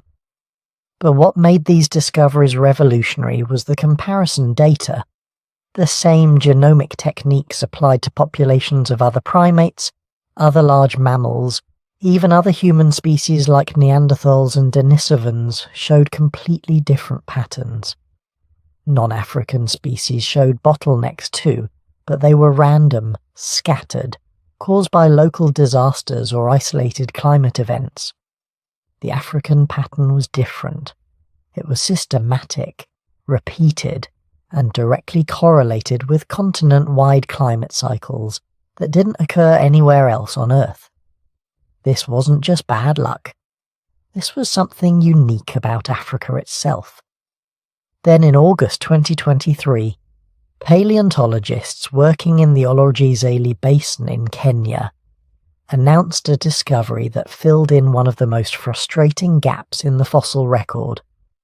They had found a nearly complete cranium dated to 760,000 years ago, right in the middle of the recovery period after the Great Bottleneck. The skull was remarkable, It showed features intermediate between the earlier Homo erectus populations and later Homo sapiens. Slightly larger brain case than erectus, but not quite modern. More gracile bone structure, but still robust compared to us. And most tellingly, evidence of rapid evolutionary change. When they compared this skull to others, from the same region dating to 900,000 years ago and 600,000 years ago, they could see evolution happening in fast forward. Brain size increasing by 15% over 300,000 years. Facial structure becoming more refined. Teeth getting smaller, suggesting dietary changes and better food processing. This was direct fossil evidence of the evolutionary transformation triggered by the bottleneck. Proof that those 117,000 years of near extinction hadn't just been about survival. They had been about fundamental biological change. But the real bombshell came from what they found alongside the skull. Stone tools unlike anything seen before at that time period. Not just basic choppers and scrapers, but carefully crafted points designed for specific purposes. Blades with serrated edges for cutting plant fibers. Scrapers with precisely shaped working edges for processing hides. And most remarkably, evidence of hafting, the attachment of stone points to wooden handles using plant resins. This technology wasn't supposed to exist 760,000 years ago. According to previous timelines, hafted tools didn't appear until maybe 300,000 years ago. But here was undeniable proof that our ancestors, emerging from the bottleneck, were innovating far earlier than anyone had imagined. They weren't just surviving, they were inventing.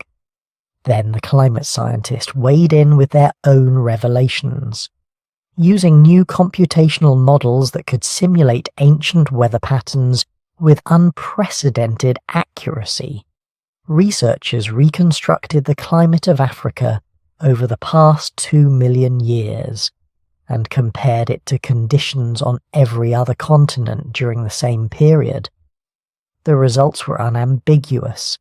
Africa experienced climate variability that was literally off the charts compared to anywhere else. Europe had ice ages, sure. Asia had monsoon cycles. The Americas had their own regional climate patterns. But none of them came close to the extreme, rapid, unpredictable climate swings that characterized Africa during the critical period of human evolution. The models showed mega droughts in Africa that lasted thousands of years, reducing rainfall by 80% or more across regions the size of Western Europe. Then sudden reversals, with monsoon systems shifting and turning deserts back into grasslands in just a few decades. This kind of climate whiplash created exactly the conditions for rapid evolutionary change. Populations had to adapt quickly or die. But here's the crucial detail that the models revealed. These extreme conditions were caused by Africa's unique position relative to global ocean currents and atmospheric circulation patterns. The continent sits astride the equator, bracketed by two major ocean systems, influenced by multiple monsoon patterns and critically affected by changes in ocean temperature that other continents were buffered from. This meant the extreme climate variability wasn't a fluke. It was a permanent feature of African geography. No other continent was positioned to experience the same conditions. No other landmass could have created the same evolutionary pressure cooker. If you wanted to design a continent specifically to force rapid human evolution, you couldn't do better than Africa during the Pleistocene. The archaeological evidence kept piling up. In 2024, excavations at multiple sites across East and South Africa revealed something that forced a complete rethinking of human behavioral evolution. At sites dating to 800,000 years ago, right after the bottleneck, researchers found evidence of behaviors previously thought to be much more recent. Ochre processing, the grinding of red iron oxide minerals to create pigments. This suggests symbolic thinking, the use of colour for communication or decoration. Collection of seashells far inland, indicating trade networks or at minimum, long-distance travel. Evidence of controlled fire used not just for warmth or cooking, but for systematic landscape modification. Our ancestors were using fire to clear brush, encourage growth of specific plant species, and manage animal populations. This was sophisticated ecological engineering 800,000 years ago. These weren't primitive survivors scratching out a bare existence. These were intelligent, forward-thinking humans, actively managing their environment to create the conditions they needed to thrive. And all of it was happening exclusively in Africa, hundreds of thousands of years before similar behaviours appeared anywhere else. But perhaps the most profound discoveries came from comparative studies with other primates still living in Africa. Researchers studying chimpanzees, gorillas and baboons across the continent noticed something remarkable. These species also show genetic signatures of population bottlenecks corresponding to the same mega-droughts that had nearly wiped out early humans. But they had responded differently. Chimps became more conservative, sticking to proven survival strategies in refugia. Gorillas became more specialized, focusing on specific food sources they could defend. Baboons became more aggressive, using social dominance to control access to scarce resources. Only humans responded by becoming more innovative, more cooperative, more willing to experiment with new technologies and social structures. This told scientists something crucial about the evolutionary outcome. The African environment created the pressure, but it was something unique about the human lineage, something in our genetic makeup or cognitive architecture, that translated that pressure into the specific adaptations that made us modern humans. Same environment, different species, completely different evolutionary trajectories, and that observation helped demolish the last remnants of the multi-regional hypothesis. For years, some researchers had argued that modern humans didn't evolve exclusively in Africa.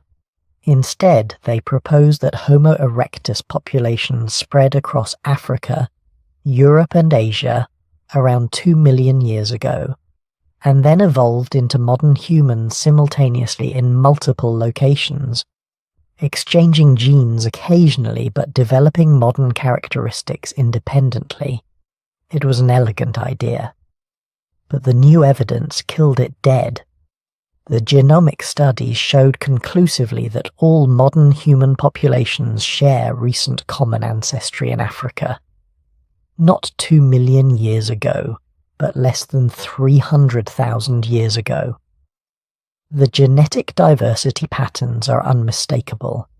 African populations show the deepest, oldest lineages. Non-African populations are all descended from a small group that left Africa recently, carrying only a subset of African genetic diversity. The fossil evidence backed this up.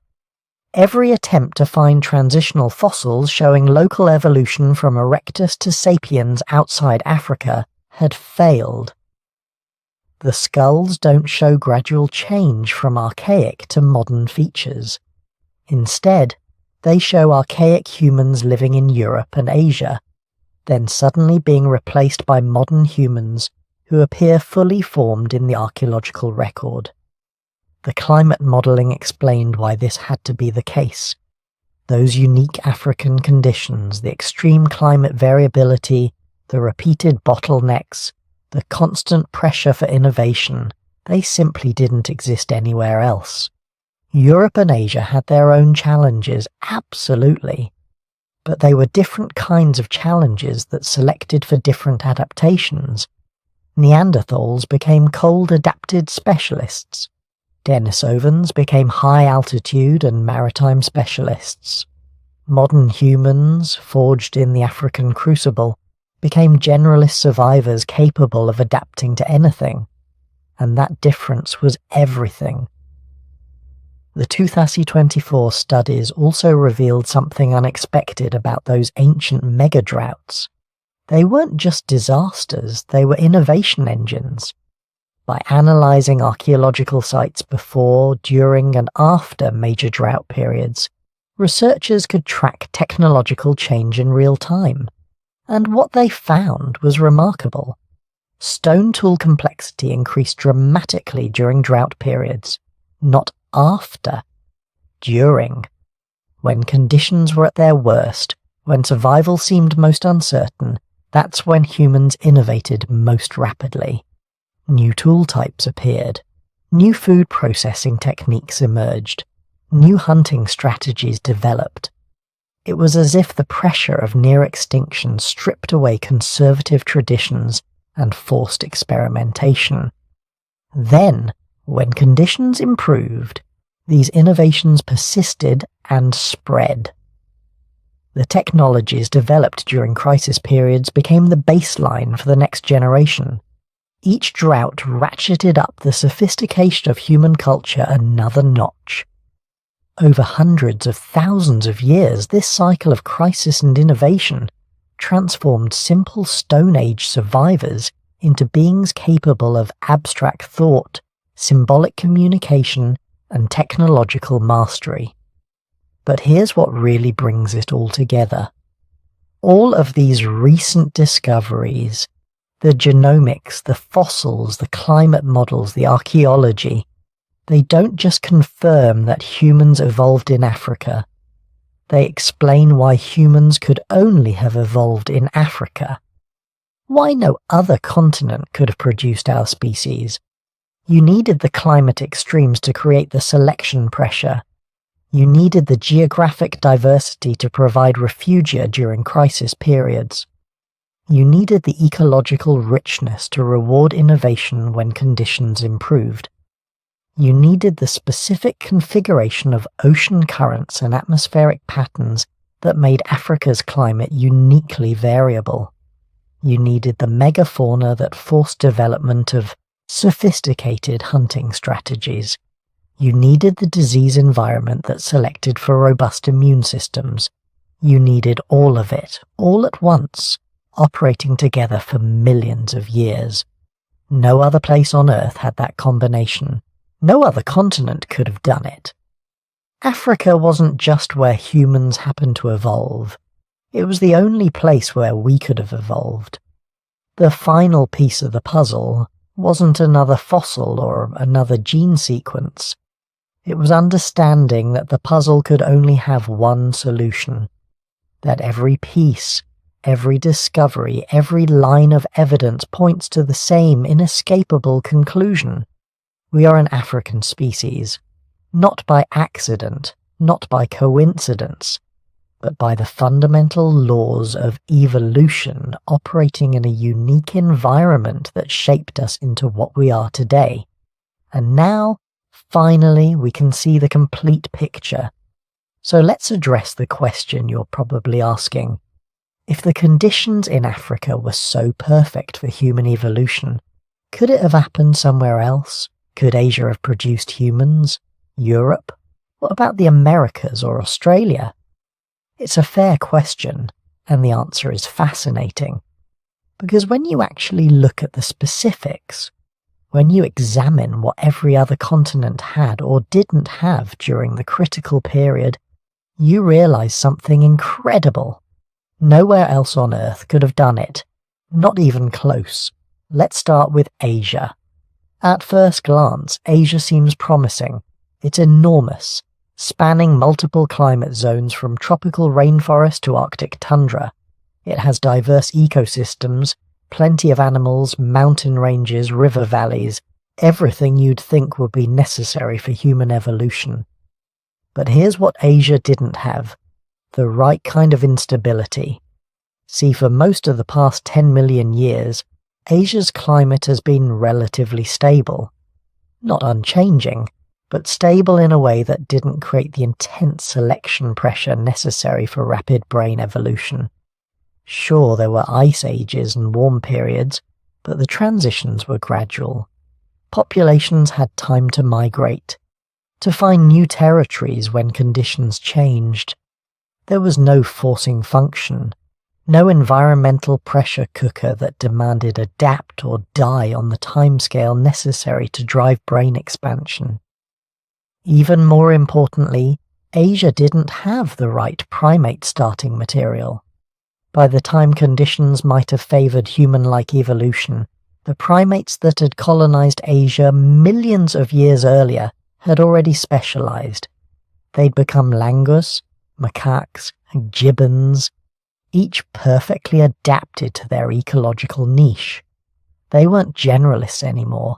They'd committed to specific survival strategies that worked great for their environments, but left no room for the kind of radical evolutionary experimentation that produced humans. And then there's geography. Asia is massive, but it's also divided. The Himalayas, the Tibetan Plateau, vast deserts. These barriers would have fragmented any proto-human population so completely that the metapopulation structure we talked about earlier, that network of connected but separated groups, couldn't have formed. Populations would have become isolated for so long they'd have specialized into different species, losing the genetic cohesion necessary for the kind of rapid evolutionary change that produced us. There's also the timing problem. By the time environmental conditions in Asia might have favored human-like evolution, Africa had already been running the experiment for millions of years. African hominins had a massive head start, and evolution isn't a race you can catch up in. Once one population gets significantly ahead in brain size and tool use, they have enormous competitive advantages that make it nearly impossible for other species to catch up. Now let's look at Europe. Europe has an even bigger problem: temperature. For most of the period when human evolution was happening in Africa, Europe was experiencing repeated glaciation cycles that made large parts of the continent uninhabitable. During peak glacial periods, ice sheets extended down to what's now London and Berlin. The habitable zones were squeezed into narrow refugia around the Mediterranean and along the Atlantic coast. These weren't conditions that favored the evolution of large-brained primates. Large brains are metabolically expensive. They require enormous amounts of calories, stable food supplies, and environments that reward intelligence over other survival strategies. Ice Age Europe rewarded physical robustness, cold adaptation, and efficient metabolism. Not the kind of environmental conditions that select for bigger brains and more complex social behavior. But here's the real kicker. Europe didn't have any great apes. When the critical period for human evolution was beginning, around 7 or 8 million years ago, there were no African ape populations in Europe to evolve from. The primate populations that did exist there were primitive by comparison, and they went extinct during the climatic deterioration that preceded the ice ages. By the time Europe might have been suitable for human evolution, it was already too late. Africa had already produced the entire hominin lineage, and those African species were already expanding into Europe as immigrants, not evolving there independently. The Americas present an even clearer case.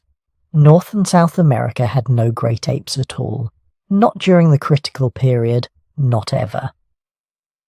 The closest relatives to African apes in the Americas were New World monkeys, which had diverged from our lineage something like 40 million years ago.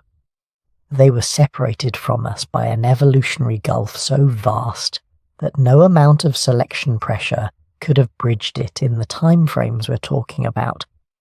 Even if the climate and geography had been perfect, which they weren't, there was simply no starting material. You can't evolve humans from capuchin monkeys any more than you can evolve birds from lizards. The developmental toolkit isn't there. The genetic architecture is completely different, and by the time many great apes reach the Americas, they were already humans, already fully evolved, walking across the Bering Land Bridge around 15,000 years ago as modern Homo sapiens. The Americas also had their own timing problem. They were isolated from Africa and Eurasia for the entire period of human evolution. There was no exchange of populations, no gene flow, no opportunity for the kind of genetic mixing and competition that drove innovation in Africa. Whatever evolved there would have been on a completely separate evolutionary trajectory, and the fossil record shows us exactly what that trajectory produced. Interesting and diverse mammalian fauna, but nothing remotely approaching human intelligence. Australia might be the most dramatic example of how isolation affects evolutionary outcomes. Here's a continent that's been largely isolated for 50 million years since it broke away from Antarctica and drifted north. And what evolved there? Marsupials. Incredibly diverse, beautifully adapted marsupials that filled ecological niches similar to placental mammals on other continents, but no primates at all, not even primitive ones. The ancestors of primates never reached Australia before it separated from the other land masses, so there was literally zero chance of human evolution happening there.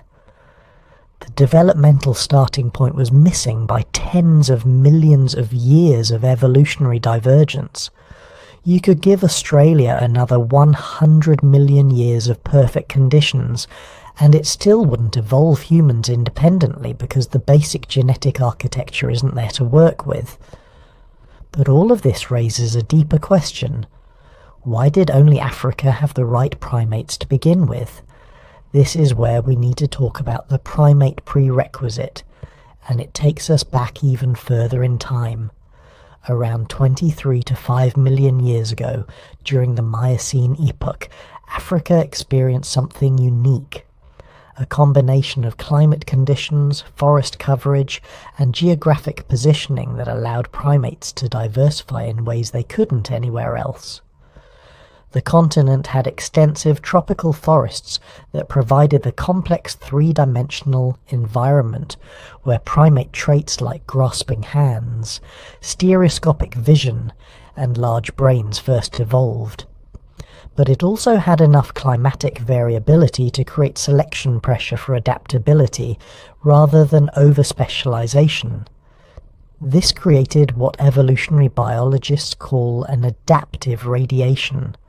Primates exploded into dozens of different forms, experimenting with different body sizes, different diets, different social structures.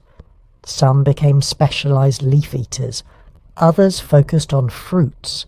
Still others developed omnivorous diets that required them to remember the locations of scattered food resources and coordinate with group members to exploit them efficiently. It was from this diverse community of Miocene African primates that great apes emerged. Not in Asia, not in Europe, not anywhere else, in Africa. And crucially, these early great apes retained a kind of evolutionary flexibility, a lack of over-specialization that would prove essential millions of years later when conditions began favoring even larger brains and more complex behavior. By the time the climate began shifting toward the conditions that would drive human evolution, Africa had populations of great apes that were already generalists, already comfortable on the ground as well as in trees, already living in complex social groups, already using their hands for manipulation and their brains for problem solving. They were pre-adapted, not for human evolution specifically, but for the kind of rapid evolutionary change that environmental pressure would soon demand. No other continent had this. Asia had primates. but they'd already specialized. Europe had lost its great apes. The Americas and Australia never had them at all. Only Africa had the right starting material at the right time. But even having the right primates wasn't enough. You also needed the right timing. And this is where things get really specific. The climate shifts that drove human evolution, the ones we talked about earlier, the fragmentation of forests, the expansion of grasslands, the increasing variability and unpredictability, these happened in Africa during a very specific window of time, between about 8 million and 2 million years ago. This timing mattered because it came after African apes had diversified, but before they'd become over-specialized. It came at a point when their brains were already larger than most mammals, giving them the cognitive foundation to evolve even further. It came when their social structures were already complex enough to support cultural learning and knowledge transmission across generations. In Asia, similar climate shifts happened at the wrong times, either too early, before primates had evolved to the great ape level, or too late, after populations had already specialized. In Europe, the shifts were too extreme, the ice ages too severe to support the kind of continuous evolutionary pressure that built bigger brains gradually over millions of years. This brings us to what I call the confluence factor. Human evolution didn't just require the right primates, or the right climate, or the right geography. It required all of these things simultaneously in the same place. It required a perfect storm of conditions that aligned in one location during one specific window of time. Think about what had to happen. You needed a continent with diverse great ape populations that hadn't over-specialized. Check, only Africa had that. You needed climate change that was intense enough to create strong selection pressure, but not so extreme that it caused extinction. Check. Africa's position spanning the equator gave it that perfect balance. You needed geographic diversity that could fragment populations into isolated groups while still allowing occasional genetic exchange. Check. Africa's patchwork of forests, grasslands, mountains, and rift valleys provided exactly that structure. You needed predators that were dangerous enough to select for intelligence and cooperation, but not so overwhelming that they prevented ground-dwelling populations from surviving. Check. Africa had the right mix of big cats, hyenas, and wild dogs. You needed prey animals that were challenging enough to hunt, that they rewarded intelligence and tool use. Check. Africa had the most diverse and abundant megafauna on the planet. You needed all of this to continue for millions of years, long enough for multiple rounds of selection, speciation, and innovation to occur. And crucially, you needed the populations that emerged from this process to remain in contact with the source populations in Africa, allowing them to receive fresh genetic input and preventing them from becoming evolutionary dead ends. Only Africa had all of this. Only Africa could have done it. Every other continent was missing at least one critical piece of the puzzle, usually more. Asia had the wrong primates and too much stability. Europe was too cold and arrived too late. The Americas and Australia were isolated and had no great apes at all. This isn't African exceptionalism or geographic determinism. It's just the facts of biology, climate, and geography. Human evolution required a very specific set of conditions that happened to align in one place during one period of time. We didn't evolve in Africa because Africans were special. Africans are special because we evolved in Africa. Because that's where the prerequisites aligned. Because that's where the experiment could run to completion. And here's the final piece that makes this undeniable. It only happened once. In 4 billion years of life on Earth, with millions of species and countless opportunities, Human-level intelligence evolved exactly one time in one place from one lineage. Not convergently in multiple locations, not in multiple groups independently discovering the same solution. Once, in Africa, from African apes. During that specific window of climatic and geographic conditions. That's not coincidence. That's evidence that what happened in Africa was extraordinarily unlikely, the result of conditions that were probably unique in Earth's history. We exist because everything aligned perfectly in one place at one time, and that place was Africa. So here we are. After everything we've explored, all the climate disasters and evolutionary pressure, all the extinct species and bottleneck events, all the predators and prey and desperate survival, we come back to the same incredible truth. Africa made us human. Not just technically, not just as a place where our species happen to evolve, but fundamentally. Every single thing that makes us human, our intelligence, our adaptability, our capacity for cooperation, our ability to create art and technology and language, all of it was forged in Africa's unique crucible. Think about what had to converge for this to happen. The climate instability that forced rapid adaptation or death. The geographic isolation that prevented our ancestors from simply migrating away when things got tough. The predator pressure that made us smarter instead of stronger. The ecological diversity that rewarded behavioral flexibility over physical specialization. The timing of it all, with each challenge arriving exactly when our ancestors were ready to respond to it. Change any one of these factors and humans probably never evolve. Move the story to Europe and our ancestors just migrate south during ice ages, never developing the adaptations that make us unique.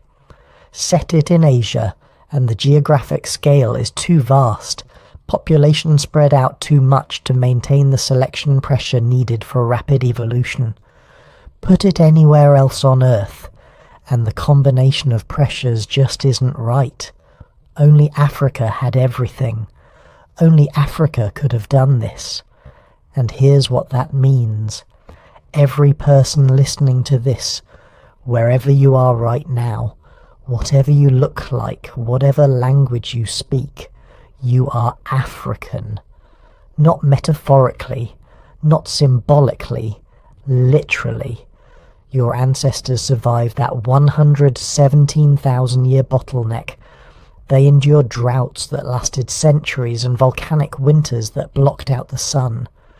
They learned to hunt in coordinated groups and share knowledge across generations. They developed the first tools, the first art, the first abstract thinking. They carried chromosome 2 fused in the middle, marking them as survivors of the greatest crisis in human history. And then, when the climate finally improved, they spread across the world, carrying Africa with them. Every step they took, from the Rift Valley to the Arabian Peninsula, from India to China, from Siberia across the Bering Land Bridge into the Americas, they were bringing African adaptations to new environments. African intelligence solving new problems. African resilience facing new challenges. The relatively minor differences we see between human populations today, skin color, facial features, body proportions, these evolved in just the last 60,000 years. They're superficial adaptations to local conditions, minor variations on African themes. But the things that really matter, the cognitive abilities that let us dominate this planet, the social intelligence that lets us build civilizations, the creativity that produces art and science and philosophy, that's all African. That's all ancient. That's all shared by every human being who has ever lived. This isn't just interesting history. This is knowledge that should fundamentally reshape how we think about human diversity and human unity. When you look at another person, any person, regardless of how different they might seem, you're looking at another African, another descendant of those 1,280 survivors, another carrier of genes that were tested and refined by the harshest conditions imaginable. We are literally all family, not distant cousins but close relatives separated by just a few hundred generations. The genetic differences between any two humans are vanishingly small compared to the similarities. We share almost everything that matters, and we're still learning. Right now, right this moment, researchers across Africa are uncovering new evidence about our origins. New fossil sites in Morocco, Chad, Kenya, South Africa, each one revealing another piece of the puzzle. Genetic studies finding new evidence of ancient bottlenecks and population movements. Archaeological discoveries showing how our ancestors developed technology and culture. Africa hasn't finished teaching us about ourselves. Every year brings new revelations, new understanding of how this extraordinary continent shaped everything we are. Africa was our birthplace, but it was also our proving ground.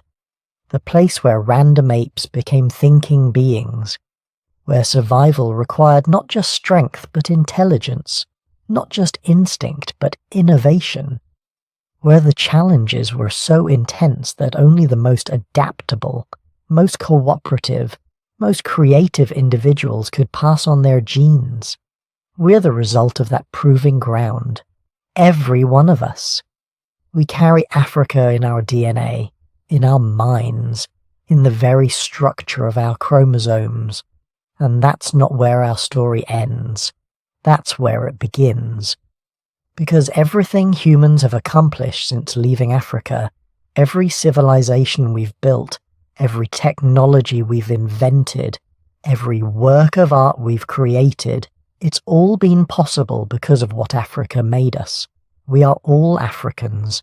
We are all survivors. We are all carrying the legacy of the greatest evolutionary story ever told. If this video gave you a new perspective on human origins and our shared heritage, hit that like button. Drop a comment telling me where you're listening from, and let's see how far across the world our African family has spread. And subscribe because there's so much more to explore about how we became who we are. Remember, every human alive today carries Africa within their DNA. We're not just from Africa. We are Africa, scattered across the world but forever connected by the journey that made us human. Now get some rest. You've earned it.